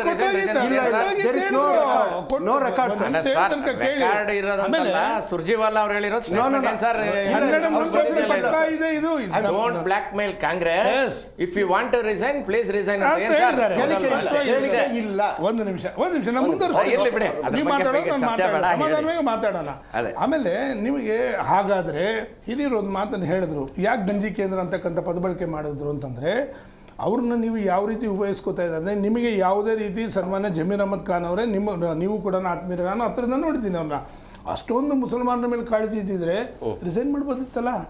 ಇದೇ ಗಂಜಿ ಕೇಂದ್ರಗಳಂತಕ್ಕಂಥ ಪದ ಯಾಕೆ ಬಳಕೆ ಮಾಡಿದ್ರು ಅಂತಂದರೆ, ಅವ್ರ ಹೆಸರುಗಳು ತೋರಿಸ್ಕೊಂಡು ಈ ರೀತಿ ಮಾಡ್ಕೊಂಡು ಬಂದಿರೋರು ಇವರು. ಏನು ನಾನು ಆಗಲೇ ಒಂದು ಮಾತನ್ನು ಹೇಳಿದೆ, ಇವರು ದುಡ್ದಂಥವ್ರು ಯಾರಿಗೂ ಬಿಟ್ಕೊಡೋದಿಲ್ಲ, ದುಡ್ದಂಥವ್ರು ಬಿಟ್ಕೊಡೋದಿಲ್ಲ. ಯಾಕೆ ಅಂತಂದರೆ ನಮಗಿಂತ ಮೇಲೂ ಎಲ್ಲಿ ಮುಂದಕ್ಕೆ ಹೋಗ್ತಾರೆ ಅಂತಕ್ಕಂಥ ಭಯ ಅವ್ರಿಗೂ ಕಾಡುತ್ತೆ. ಹಾಗಾದರೆ ನೀವು ಯಾಕೆ ಇನ್ ಟೈಮ್ಗೆ ಹೋಗಲಿಲ್ಲ ಅಲ್ಲಿಗೆ? ಇನ್ ಟೈಮ್ ಹೋಗಲಿಲ್ಲ ಅನ್ನೋ ಸಂದರ್ಭದಲ್ಲಿ ಅವ್ರು ಹೇಳಿದ್ರು, ಸ್ಪಷ್ಟವಾಗಿ ಹೇಳ್ತಾರೆ, ಕಾಂಗ್ರೆಸ್ಸನ್ನು ನಾನು ಸೋಲಿಸ್ತೀನಿ, ಯಾವುದೇ ಕಾರಣಕ್ಕೂ ಪಾಠ ಕಲಿಸ್ತೀವಿ ಅಂತಕ್ಕಂಥ ಪದ ಬಳಕೆ ಮಾಡಿದ್ದಾರೆ. ಯಾಕೆ ಪಾಠ ಕಲಿಸ್ತಾ ಇದ್ದಾರೆ?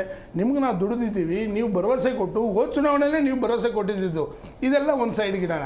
ಎರಡನೇದು, ಈ ಚುನಾವಣೆ ನಡೀತಾ ಇರ್ತಕ್ಕಂಥ ಆಕಸ್ಮಿಕ ಆದರೂ ಕೂಡ ಹಿರಿಯರು ಒಂದು ಮಾತು ಹೇಳಿದ್ರು, ಈ ಚುನಾವಣೆಯಿಂದ ಬದಲಾವಣೆ ಆಗೋದಿಲ್ಲ, ಪ್ರಯೋಗಗಳು ಮಾಡ್ಬೋದಿತ್ತು ಅಂತೇಳಿ. ಸರ್, ಪ್ರಯೋಗಗಳು ಮಾಡ್ಬೋದಿತ್ತು ಅನ್ನೋದಕ್ಕಿಂತನೂ 2.5 ವರ್ಷಗಳ ಕಾಲದಲ್ಲಿ ಕಾಂಗ್ರೆಸ್ ನಡ್ಕೊಂಡಿರ್ತಕ್ಕಂಥ ರೀತಿ, ಸರ್ಕಾರ ಯಾವ ರೀತಿ ನಡ್ಕೋತು, ದಿನ ಬೆಳಗಾದರೆ ದಿನನಿತ್ಯ ಬಳಕೆ ವಸ್ತುಗಳನ್ನ ಯಾವ ರೀತಿ ಬೆಲೆ ಏರಿಕೆ ಮಾಡ್ತು, ಇವರು ಸರ್ಕಾರದಲ್ಲಿ ಯಾವ ರೀತಿ ಆಡಳಿತ ಕೊಟ್ರಿ, 2.5 ವರ್ಷದಲ್ಲಿ ಕುರ್ಚಿಗಾಗಿ ಎಷ್ಟು ಕಾದಾಟ ಮಾಡ್ತಾ ಇದ್ದಾರೆ, ಇವತ್ತಿಗೂ ಹೆಂಗೆ ಮುಂದುವರಿಸ್ತಾ ಇದ್ದಾರೆ ಅಂತಕ್ಕಂಥ ಜನ ನೋಡ್ತಾ ಇದ್ದಾರೆ. ಇದು ಪಾಠ ಕಲಿಸುವಂಥ ಕಾಲ. ನೀವು ಹೇಳಿದ್ರಿ ಕಾಂಗ್ರೆಸ್ಗೆ ಇದು ಎಫೆಕ್ಟ್ ಆಗದೆ ಇರ್ಬೋದು, ಸೋತರು ಗೆದ್ದರು ಕೂಡ. ಅಕಸ್ಮಾತ್ ನಿಮ್ಗೆ ಏನಾದರೂ ವಿರೋಧ ಪಕ್ಷಗಳು ಗೆದ್ದರೆ ನಿಮ್ಮ ದಿಕ್ಸೂಚಿ ಬದಲಾವಣೆ ಆಗ್ತಕ್ಕಂಥ ಸಮಯ ಇದು. ಯಾಕೆ ಅಂತಂದರೆ ಜನಗಳು ನಿಮ್ಮ ವಿರುದ್ಧವಾಗಿದ್ದಾರೆ ಅಂತಕ್ಕಂಥದ್ದು ಸ್ಪಷ್ಟ. ಇವತ್ತು ವಾಲಂಟಿಯರ್ ಬರ್ತಾ ಇದ್ದಾರೆ. ಒಬ್ಬ ನಿಮ್ಮಲ್ಲಿರ್ತಕ್ಕಂಥ ಅತಿ ದೊಡ್ಡ ಒಂದು ಸಮುದಾಯ ಇವತ್ತು ನಿಮ್ಮ ವಿರುದ್ಧವಾಗಿ ನಿಮಗೆ ಪಾಠ ಕಲಿಸ್ತೀವಿ ಅಂತಕ್ಕಂಥ ಪದಬಳಕೆ ಮಾಡ್ತಾರೆ ಅಂತಂದರೆ, ನೀವು ಮಾಡ್ತಾ ಇರ್ತಕ್ಕಂಥ ಒಂದು ದ್ರೋಹ ಆ ಸಮಾಜಗಳಿಗೆ ಯಾವ ರೀತಿ ಇದೆ ಅಂತಂದರೆ, ಕೇವಲ ಅವ್ರಿಗೆ ಆ ಹೆಸರು ಹೇಳ್ಕೊಂಡು ಉಪಯೋಗಿಸ್ಕೊಂಡು ಇವತ್ತು ನೀವು ಅವ್ರಿಗೆ ಏನೂ ಮಾಡ್ತಾ ಇಲ್ಲ ಆ ಸಮಾಜಗಳಿಗೆ ಅಂತಕ್ಕಂಥದ್ದು. ಮತ್ತೊಂದು, ನಾನೊಂದು ಇನ್ನೊಂದು ಮಾತು ಹೇಳ್ತಾ ಇದ್ದೀನಿ, ಆಗಲೇ ಕಳೆದ ಡಿಬೇಟಲ್ಲೂ ಕೂಡ ಹೇಳಿದ್ದೆ, ಮೂಲಭೂತ ಸೌಕರ್ಯಗಳು ಅಂತಂದರೆ ಶಾಶ್ವತವಾಗಿರ್ತಕ್ಕಂಥ ಯೋಜನೆಗಳು. ಸರ್, ದೇವೇಗೌಡರು ಕೊಟ್ಟರು ಅವ್ರಿಗೆ ಮೀಸಲಾತಿನ, ನಾವಿಲ್ಲ ಅನ್ನಲಿಲ್ಲ. ಆ ಮೀಸಲಾತಿ ಮೇಲೆ ನೀವೆಲ್ಲ ಮಾಡ್ತಾ ಇರೋ, ಅದನ್ನು ಬಿಟ್ಟು ಎಕ್ಸ್ಟ್ರಾ ನೀವೇನು ಮಾಡ್ತಾ ಇಲ್ಲ. ಪಾರ್ಟ್ನರ್ ಕಿತ್ಕೊಂಡ್ರಲ್ಲ, ಯಾಕೆ ಮಾತಾಡಲಿಲ್ಲ? ಯಾವ ಪಾರ್ಟಿ? ಮೀಸಲಾತಿಯನ್ನ ಒಕ್ಕಲಿಗರಿಗೆ ಮತ್ತು ಲಿಂಗಾಯತರಿಗೆ ಅಂತ 4% ಒಂದು ನಿಮಿಷ ಕೇಳ್ರಿ. ಸನ್ಮಾನ್ಯ ದೇವೇಗೌಡರು 94ನೇ ವಯಸ್ಸಲ್ಲಿ ರಾಜ್ಯಸಭೆಯಲ್ಲಿ ಮಾತಾಡ್ತಾರೆ, ಕಾಡುಗೋಳರ ಬಗ್ಗೆ ಮಾತಾಡ್ತಾರೆ. ಎಲ್ಲೋ ಒಂದು ಸೂಕ್ಷ್ಮವಾಗಿರ್ತಕ್ಕಂಥ ಸಮಾಜದ ಬಗ್ಗೆ, ಸಮಾಜಗಳ ಬಗ್ಗೆ ಕಾಳಜಿ ಇರ್ತಕ್ಕಂಥದ್ದು ಅವರಿಗೆ. ಅವ್ರಿಗೆ ಕಾಳಜಿ ಇರ್ತಕ್ಕಂಥದ್ದು. ಇವತ್ತು ಯಾವ ಸಮಾಜದ ಬಗ್ಗೆ ಪಾರ್ಲಿಮೆಂಟಲ್ಲಿ ನಿಮ್ಮ MP ಗಳು ಮಾತಾಡಿದ್ರಪ್ಪ ನೋಡೋಣ, ಹೇಳಿ, ಒಬ್ಬರನ್ನ ತೋರಿಸಿ ನೋಡೋಣ. ಪದೇ ಪದೇ ಅವ್ರು ಮಾತಾಡ್ತಾನೆ ಇದ್ದಾರೆ ಖಂಡಿತ ಎಲ್ಲ ಸಮಾಜಗಳಿಗೆ ಅಂತ. ನೀವೇ ಪದ ಬಳಕೆ ಮಾಡೋದು. ಕಾಂಗ್ರೆಸ್ನವ್ರು ಓಟ್ ಹಾಕಿ ರಾಜ್ಯಸಭೆಗೆ ಕಳಿಸಿದೀವಿ ಸ್ವಾಮಿ. ಅಯ್ಯೋ ರಾಮ, ಋಣ ಇಟ್ಕೊಳ್ಳಿ ಎಲ್ಲ. ಅವರು ಅದಕ್ಕಂತಾನೆ ಆ ಋಣಕ್ಕೋಸ್ಕರ ಇರ್ಬೇಕು. ನೀವು ಸ್ವಲ್ಪ ಸಮಾಧಾನವಾಗಿ ಇರ್ಬೇಕು. ನಾನು ಮಾತಾಡ್ಲಿಲ್ಲ ನೋಡಿ, ಇದೇ ಡಿಬೇಟ್ ಡೈವರ್ಟ್ ಅಂತಕ್ಕಂಥ ಅವ್ರು ಕೆಲವು ಸಂದರ್ಭದಲ್ಲಿ ಹೇಳ್ತಾರೆ ಡೈವರ್ಟ್ ಮಾಡಿದ್ರೆ ಡಿಬೇಟ್ ಅಂತ. ಸನ್ಮಾನ್ಯ ದೇವೇಗೌಡರು ಯಾರೇ ಅವ್ರನ್ನ ರಾಜ್ಯಸಭಾ ಮೆಂಬರ್ ಮಾಡಿದ್ದಾರೆ ಅನ್ನೋದಕ್ಕಿಂತ ಮೇಲಾಗಿ 94ನೇ ವರ್ಷದಲ್ಲಿ ದೇಶದ ರಾಜ್ಯದ ಸಮಸ್ಯೆಗಳ ಬಗ್ಗೆ ದಿನನಿತ್ಯ ಹೋರಾಡ್ತಾ ಇದ್ದಾರೆ. ಹೋರಾಟ ಮಾಡ್ತಾ ಇರ್ತಕ್ಕಂಥ ಯಾವ್ದಾದ್ರು ನಾಯಕ ಇದ್ರೆ ಶ್ರೀಮಾನ್ ದೇವೇಗೌಡರು ಅದನ್ನ ಕಲ್ತ್ಕೊಳ್ಳಿ. ಅವರ ಮಾರ್ಗದರ್ಶನ ತೋರಿಸ್ತಾರೆ. ಆ ರೀತಿ ನೀವು ನಡ್ಕೋಬೇಕು. ಒಂದಿನ ನಿಮ್ಮ MP ಗಳು ಮಾತಾಡಲಿಲ್ಲ ಅಂತ ವಿಚಾರದಲ್ಲಿ ಯಾಕೆ ಮಾತಾಡಲಿಲ್ಲ? ಕೇಂದ್ರದ ಅನುದಾನ 50 ಡಿಬೇಟ್ಗಳಲ್ಲಿ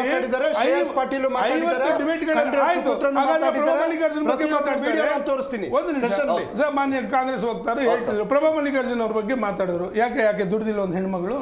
ಯಾಕೆ ನೀವು ಕೊಡಬಾರ್ದಾಗಿತ್ತು? ಹಾಗಾದ್ರೆ ಅದೇ ಕುಟುಂಬಕ್ಕೆ ಯಾಕೆ ಕೊಡ್ಬೇಕಾಗಿತ್ತು? ಆ ಹುಡುಗ ಇನ್ನೂ ವಯಸ್ಸಿದೆ, ಇನ್ನೊಂದು ಚಿಕ್ಕವನು. ಇವತ್ತಿನ ಇಬ್ರು 3 ಎಲೆಕ್ಷನ್ಗೆ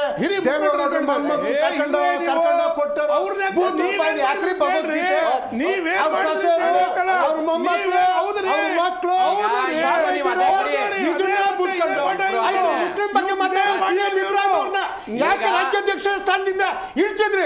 ದಲಿತ ಸಮುದಾಯದ ಕುಮಾರಸ್ವಾಮಿ, HK ಕುಮಾರಸ್ವಾಮಿ ಯಾಕೆ ಸ್ಥಾನದಿಂದ ಇಳಿಸಿದ್ರಿ? ಇವರಿಗೆ ಉತ್ತರ ಕೊಡ್ಬೇಕು. ಇವರು ಒಂದು ಕಲ್ತ್ಕೊಂಡ್ಬಿಟ್ಟಿದ್ದಾರೆ. ಕಿರ್ಚಾಡ್ಬಿಟ್ರೆ ನಿಮಗಿಂತ ಸರ್ ಒಂದು ಲೈನ್ ಅವಕಾಶ ಕೊಡ್ಬೇಕು. ನಾನು ಒಂದೇ ಒಂದು ಲೈನ್ ಹೇಳ್ಬಿಟ್ಟು ನಾನು ಮುಗಿಸ್ತೀನಿ. ಪದೇ ಪದೇ ಕಿರ್ಚಾಡಿದ್ರೆ ಡಿಬೇಟ್ಗಳು ಹಾಳಾಗ್ತವೆ, ನೀವು ವಿಷಯಾಂತರ ಆಗುತ್ತೆ. ನಿಮಗೆ ಇರ್ತಕ್ಕಂಥದ್ದು ಒಂದೇ ರೇ ಒಂದೇ. ನೀವು ಪದೇ ಪದೇ ಹೇಳ್ತಕ್ಕಂಥ ನೆಹರು ಕುಟುಂಬ ಯಾರ್ದ್ರಿ? ನಾನು ಕಿರಿಸ್ತೀನಿ. ಇವಾಗ ನೆಹರು ಕುಟುಂಬ ಯಾರ್ದ್ರಿ?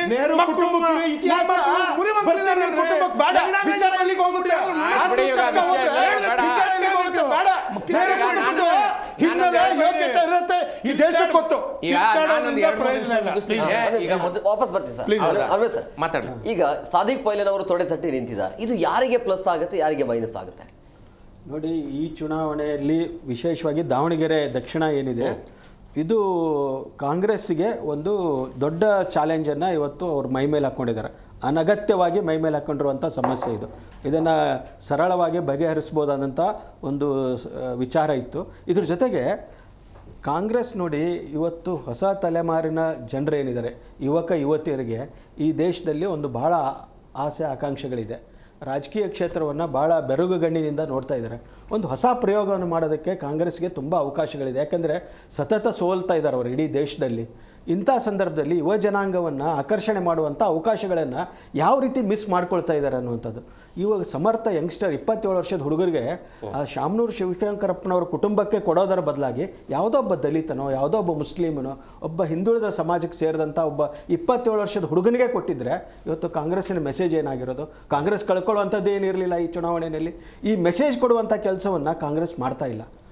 ಇವತ್ತು BJP ಅವ್ರದ್ದು ರಾಜಕಾರಣ ಬಂದಿರೋದೇ ಮುಸ್ಲಿಂ ವಿರೋಧಿ ರಾಜಕಾರಣ. ಹೀಗಾಗಿ ನೀವು BJP ಅವ್ರಿಗೆ ಪಾಠ ಹೇಳೋಕ್ಕಾಗಲ್ಲ. ಕಾಂಗ್ರೆಸ್ನವರು ಅವ್ರು ಹೇಳ್ತಾರೆ, ಈಗ ಓಪನ್ ಆಗಿ ಹೇಳ್ತಾರೆ, ನಮ್ಮ ಮುಸ್ಲಿಂ ಓಟ ಬೇಡ ಅಂತ ಹೇಳ್ತಾರೆ. ಅನಂತಕುಮಾರ್ ಹೆಗಡೆ ಹೇಳಿದ್ದಾರೆ, ಯತ್ನಾಳ್ ಹೇಳ್ತಾರೆ, ಪ್ರತಾಪ್ ಸಿಂಹ ಹೇಳ್ತಾರೆ, ಅವರೆಲ್ಲರೂ ಹೇಳ್ತಾರೆ. ಅವ್ರಿಗೆ ಬೇಡ ಅಂತಾರೆ ಅವರು. ನೀವೇನು ಮಾತಾಡ್ತೀರ? ನೀವು ಅಲ್ಪಸಂಖ್ಯಾತರನ್ನ ಬಾಂಬ್ ಹಾಕಿದವರು ನಮ್ಮವ್ರು ಅಂತ ಹೇಳಿದವರು ಕಾಂಗ್ರೆಸ್ನವರು. ಹೀಗಾಗಿ ಅವ್ರನ್ನ ಓಲೈಕೆ ಮಾಡಬೇಕಾಗಿದ್ದು ನಿಮ್ಮ ಕರ್ತವ್ಯ ಅಲ್ವಾ? ಬಾಂಬ್ ಬಿಟ್ಟವರು ಬ್ರದರ್ಸ್ ಅಂದವ್ರು ಯಾರು?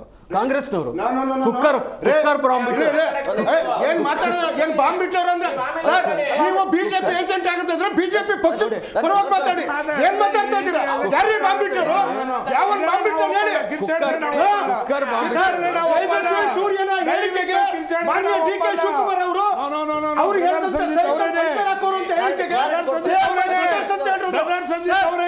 ಬಿಜೆಪಿ ವಕ್ತಾರಾಗಿ ಹೋಗ್ತಾ ಮಾಡಬೇಡಿ. ಈ ರೀತಿ ಆರೋಪ ಮಾಡ್ಬೇಕಾದ್ರೆ ಒಂದು ರಾಷ್ಟ್ರೀಯ ಪಕ್ಷ ಇದೆ.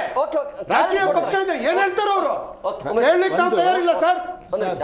ಒಂದು ರಾಜಕೀಯ ಪಕ್ಷ ಒಂದೇ ಒಂದು ಲೈನ್ ನಿಮ್ಗೆ ನನ್ನ ಪ್ರಶ್ನೆ ಇರ್ತಕ್ಕಂಥ, ದಯವಿಟ್ಟು ಒಂದು ಪ್ರಶ್ನೆ ಇದೆ. ಈ ಮೀಸಲಾತಿ ವಿಷಯಗಳಿದೆಯಲ್ಲ, 70,000 ಜನ ಇವತ್ತು ಆ ಒಂದು ಕ್ಷೇತ್ರದಲ್ಲಿ ಮುಸಲ್ಮಾನರಿದ್ದಾರೆ. ಮೀಸಲಾತಿ ಯಾಕೆ ಅಲ್ಲಿ ಕೊಟ್ಟಿಲ್ಲ? 40,000 ಇರೋದು ಲಿಂಗಾಯತರು, 70,000 ಮುಸಲ್ಮಾನರಿದ್ದಾರೆ ಅಂದ್ರೆ ಮೀಸಲಾತಿ ವಿಷಯದಲ್ಲಿ ಯಾಕೆ ಆ ಕ್ಷೇತ್ರ ದಾವಣಗೆರೆ ದಕ್ಷಿಣ ಯಾಕೆ ನೀವು? ನಾನು ಹೇಳೋದು ಇದ್ದಕ್ಕಿದ್ದಾಗೆ ಜೆಡಿಎಸ್ ಬಿಜೆಪಿ ಅಲ್ಪಸಂಖ್ಯಾತರ ಬಗ್ಗೆ ಅಷ್ಟೊಂದು ಕಾಳಜಿ ಯಾಕೆ? ನಾವು ಯಾವತ್ತೂ ಕಾಳಜಿ ಟಿಕೆಟ್ ಕೊಡ್ಲಿಲ್ಲ ಅನ್ನುವಂತ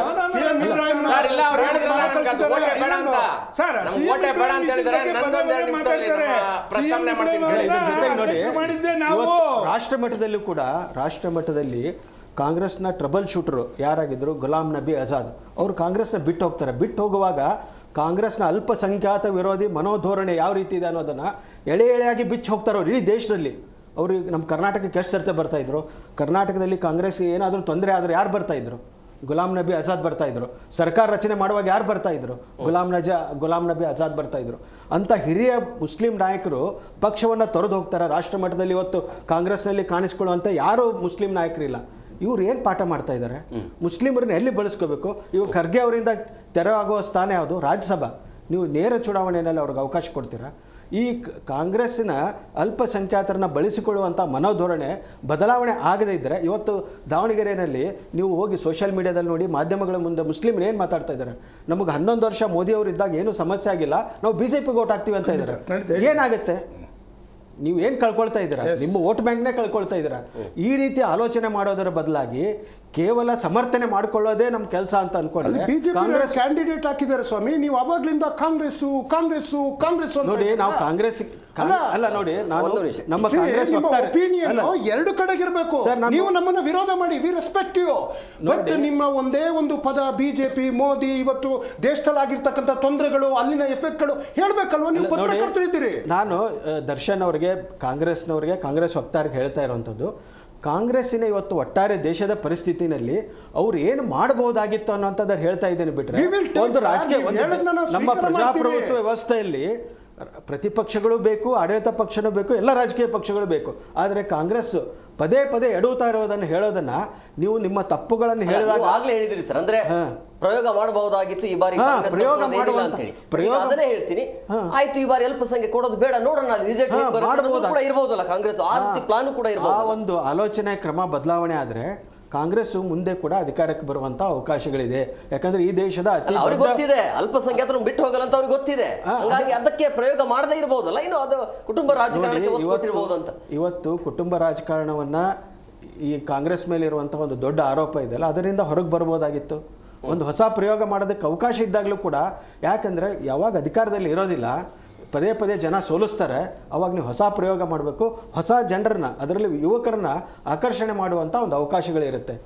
ಇಲ್ಲಿ ಎಷ್ಟರ ಮಟ್ಟಿಗೆ ಕಾಂಗ್ರೆಸ್ ದುರ್ಬಲ, ಹೈಕಮಾಂಡು ಮತ್ತು ಇಲ್ಲಿ ಕರ್ನಾಟಕದ ಸಿದ್ದರಾಮಯ್ಯ ಇರ್ಬೋದು, DK ಶಿವಕುಮಾರ್ ಎಷ್ಟು ದುರ್ಬಲ ಆಗಿದ್ದಾರೆ ಅಂದ್ರೆ, ಅವರು ಸರ್ ಬಿ ಫಾರ್ಮ್ ಕೊಡೋಕ್ಕಿಂತ ಮೊದಲು ನಾಮಿನೇಷನ್ ಬಿಜೆಪಿ ಏಜೆಂಟ್ ತರ ವರ್ತನೆ ಮಾಡ್ತಾ ಇದ್ದಾರೆ.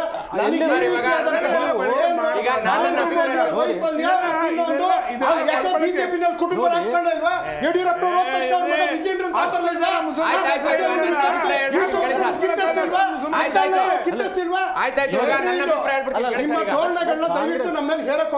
ಕಾಂಗ್ರೆಸ್ ತನ್ನ ತಪ್ಪುಗಳನ್ನ ಇಷ್ಟೋ ತನಕ ಒಂದೇ ಒಂದು ಪದ ಬಿಜೆಪಿ ವಿರುದ್ಧ ಆಡ್ಲಿಲ್ಲ. ಏನ್ ದೌರ್ಬಲ್ಯ ಅಂತೆ ಮತ್ತಿನ್ನೊಂದಂತೆ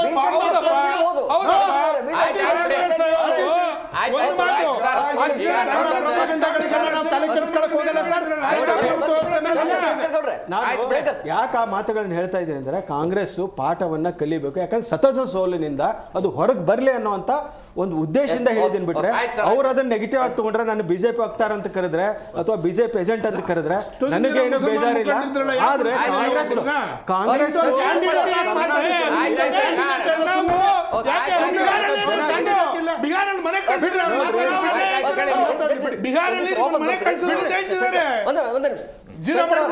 ಶಂಕರ್ ಅವರ, ಈಗ ಈ ಉಪಚುನಾವಣೆ ಅಂತ ಬಂದಾಗ 2 ಕ್ಷೇತ್ರದಲ್ಲಿ ಕಾಂಗ್ರೆಸ್ ಗೆದ್ದಿರುವಂತಹ ಕ್ಷೇತ್ರ ಅದು. ಬಟ್ ಈ ಕಾಂಗ್ರೆಸ್ ಬಿಟ್ಟು ಬಿಜೆಪಿಗೆ ಓಟ್ ಹಾಕಬೇಕು, ಬಿಜೆಪಿ ಗೆಲ್ಸಿ ಬರಬೇಕು ಅಂತ ಹೇಳಿದ್ರೆ ಯಾಕೆ ಬಿಜೆಪಿ ಯಾಕೆ ಗೆಲ್ಬೇಕು? 2 ಕ್ಷೇತ್ರದಿಂದ ಬಿಜೆಪಿ ಯಾಕೆ ಗೆಲ್ಬೇಕು ಅಂತ ಅಂದ್ರೆ, ಯಾವ 2014 ಒಂದೇ ಒಂದು ಹಳ್ಳಿಯಲ್ಲಿರೋ ಹೆಣ್ಣು ಮಕ್ಕಳಿಗೆ ಬಡವರಿಗೆ ಇವ್ರು ಗ್ಯಾಸ್ ಕೊಟ್ಟಿರಲಿಲ್ಲ.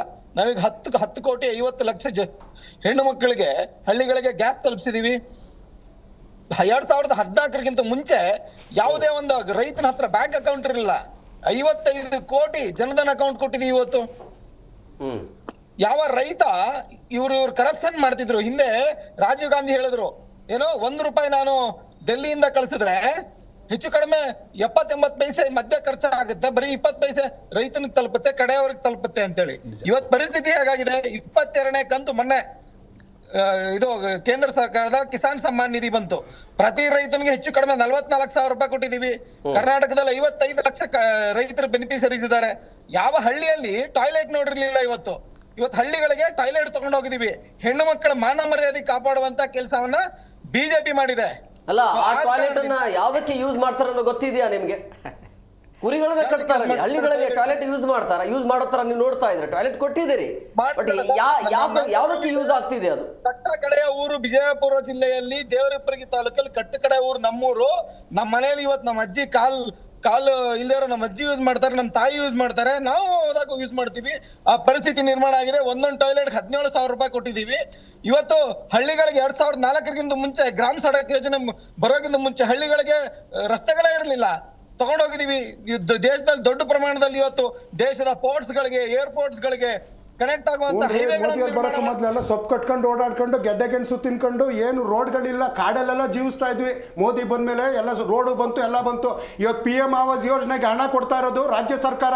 ಸುಮಾರು 92%, ಜಲ್ ಜೀವನ್ ಮಿಷನ್ಗೆ 68% ಹಣ ರಾಜ್ಯ ಸರ್ಕಾರ ಕೊಡ್ತಾ ಇರುವಂಥದ್ದು. ಇವತ್ತು ಮೆಟ್ರೋಕ್ಕೆ 80% ಹಣವನ್ನು ರಾಜ್ಯ ಸರ್ಕಾರ ಕೊಡ್ತಾ ಇರ್ತಕ್ಕಂಥದ್ದು. ನೀವು ಕೊಟ್ಟಿದ್ದೀರಿ ಅಂತಂದ್ರೆ ಏನು ಭದ್ರಾ ಮೇಲ್ದಂಡೆ ಹಣ ಕೊಡಿ, ಪೆರಿಪಲ್ ರಿಂಗ್ ರೋಡ್ 3,000 ಹಣದ ಬಗ್ಗೆ ಮಾತಾಡಿ, ಕೆರೆಕಟ್ಟೆ ಅಭಿವೃದ್ಧಿಗೆ 3,000 ಕೋಟಿ ಹಣದ ಬಗ್ಗೆ ಮಾತಾಡಿ, ನಮ್ಮ ತೆರಿಗೆ 2,200,000 ಕೋಟಿ ಹಣದ ಬಗ್ಗೆ ಮಾತಾಡಿ. ಏನು ಇಲ್ಲ, ನರೇಂದ್ರ ಮೋದಿ ಒಂದೇ ಒಂದು ಉದ್ಘಾಟನೆ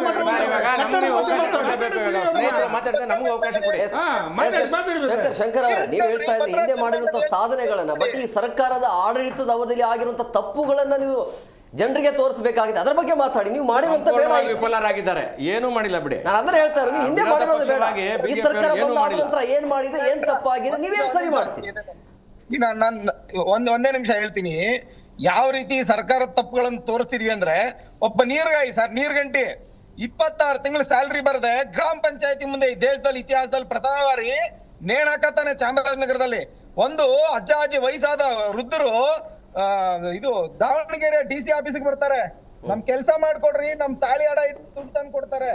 ನೆನ್ನೆ ಆಗಿದೆ, ಒಬ್ಬ ಅಂಗವಿಕಲ 20,000 ರೂಪಾಯಿ ಜನರ ಹತ್ರ ಭಿಕ್ಷೆ ಎತ್ತಿ ಈ ಸರ್ಕಾರದ ಒಂದು RTC ಅವ್ರ ಕರೆಕ್ಷನ್ ಮಾಡ್ಕೊಡಕ್ ಆಗದೆ ಇರುತ್ತೆ 20,000 ರೂಪಾಯಿ ಭಿಕ್ಷೆ ತಂದು ಕೊಟ್ಟಿದ್ದಾನ್ರಿ ಈ ಸರ್ಕಾರಕ್ಕೆ. ಇದೇ ತುಮಕೂರಲ್ಲಿ ಈಗ ಒಂದು ತಿಂಗಳಿಂದ ಏನಾಯ್ತು ಅಂದ್ರೆ, ಒಬ್ಬ ರೈತ ತಾನು ಬೆಳೆಯನ್ನ ತಂದು ಕೊಟ್ಟಿದ್ದಾನೆ, ನನ್ನ ಹತ್ರ ಕಾಸಿಲ್ರಿ, ನಿಮ್ ಕರಪ್ಷನ್, ನಿಮ್ ಸರ್ಕಾರದ ಹೊಟ್ಟೆ ತುಂಬಿಸಕ್ಕೆ, ನಿಮ್ಮ ದನದಾಯಿ ಬಡವರ ವಿರೋಧಿ ಸರ್ಕಾರದ ಹೊಟ್ಟೆ ತುಂಬಿಸಕ್ ನನ್ನ ಹತ್ರ ಆಗ್ತಿಲ್ಲ, ನಾನು ಬೆಳೆದಿರೋ ಬೆಳೆ ತಂದಿನಿ ಅಂತ ಕೊಟ್ಟಿದ್ದಾನೆ. ಈ ಪರಿಸ್ಥಿತಿ ಇದೆ ರಾಜ್ಯದಲ್ಲಿ.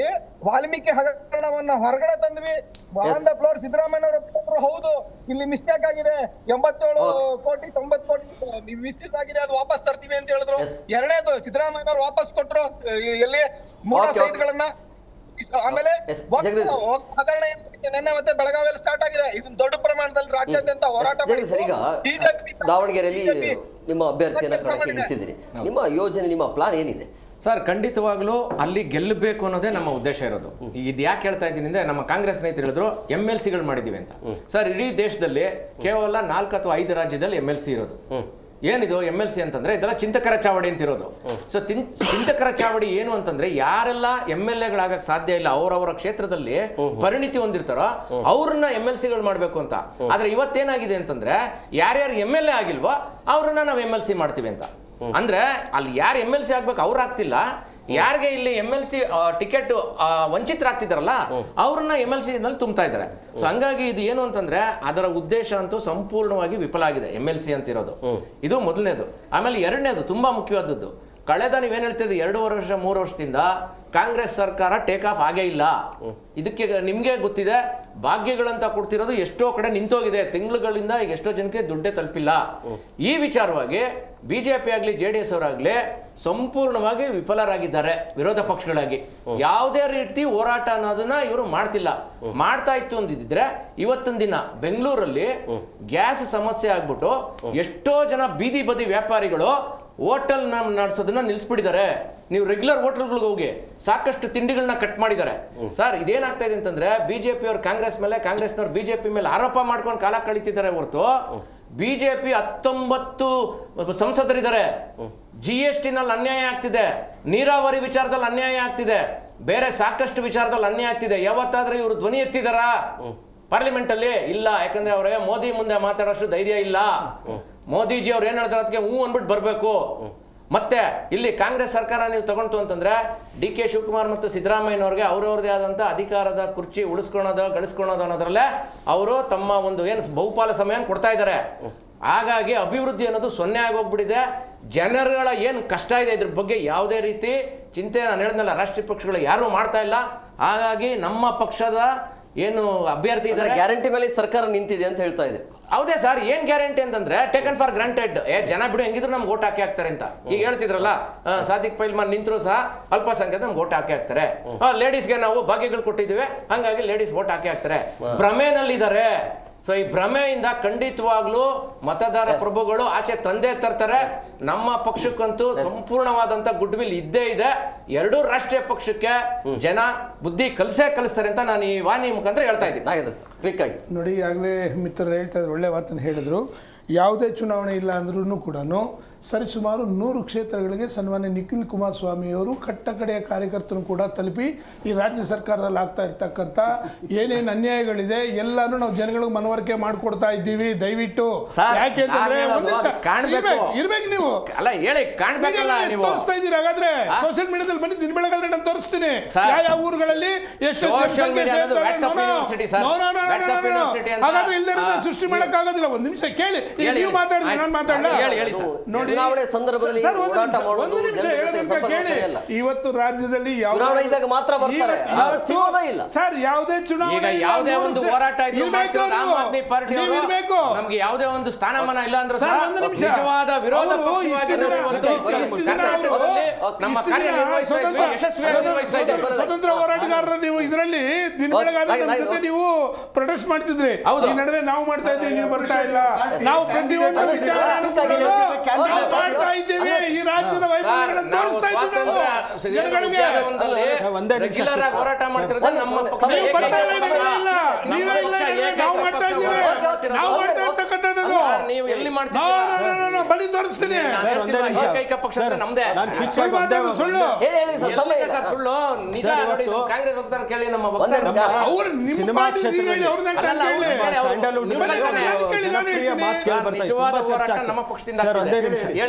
ಏನಂದ್ರೆ ಬಡವರ ಮಕ್ಕಳು ಬೆಳಿಬೇಕಂತ ಈ ರಾಜಕೀಯ ಕ್ಷೇತ್ರದಲ್ಲಿ ಎಲ್ಲಿವರೆಗೂ ಬಡವರ ಮಕ್ಕಳು ಬೆಳೆಯೋದಿಲ್ಲ, ಅದಕ್ಕೆ ಪ್ರಜಾಪ್ರಭುತ್ವಕ್ಕೆ ಗೌರವ ಬರೋದಿಲ್ಲ, ಪ್ರಜಾಪ್ರಭುತ್ವಕ್ಕೆ ಅರ್ಥ ಬರೋದಿಲ್ಲ.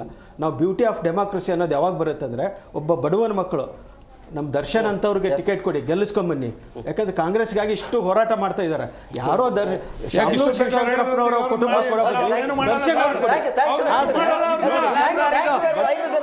ಕಾರ್ಯಕ್ರಮಕ್ಕೆ ಜಾಯ್ನ್ ಆಗಿದೆ. ನೋಡಿದ್ರಲ್ಲ ವೀಕ್ಷಕರ, ಈಗ ಟಿಕೆಟ್ ಅನೌನ್ಸ್ ಯಾರಿಗಾದ್ರೂ ಇರಲಿ, ಬಟ್ ಒಟ್ಟಾರೆಯಾಗಿ ಜನಪರವಾಗಿ ಯಾರು ಕೆಲಸವನ್ನು ಮಾಡ್ತಾರೆ, ಆಯಾ ಕ್ಷೇತ್ರದಲ್ಲಿ ಅಭಿವೃದ್ಧಿ ಆಗಿದೆ ಇಲ್ಲ, ಈ ಆಧಾರದ ಮೇಲೆ ಜನ ಓಟ್ ಹಾಕ್ಲಿ ಅಂತ ಹೇಳ್ತಾ ಇವತ್ತಿನ ಕಾರ್ಯಕ್ರಮವನ್ನು ಮುಗಿಸ್ತೀವಿ. ನೋಡ್ತಾ ಇರಿ ಜಿ ಕನ್ನಡ ನ್ಯೂಸ್, ಸತ್ಯವೇ ಸುದ್ದಿಯ ಜೀವಾಳ.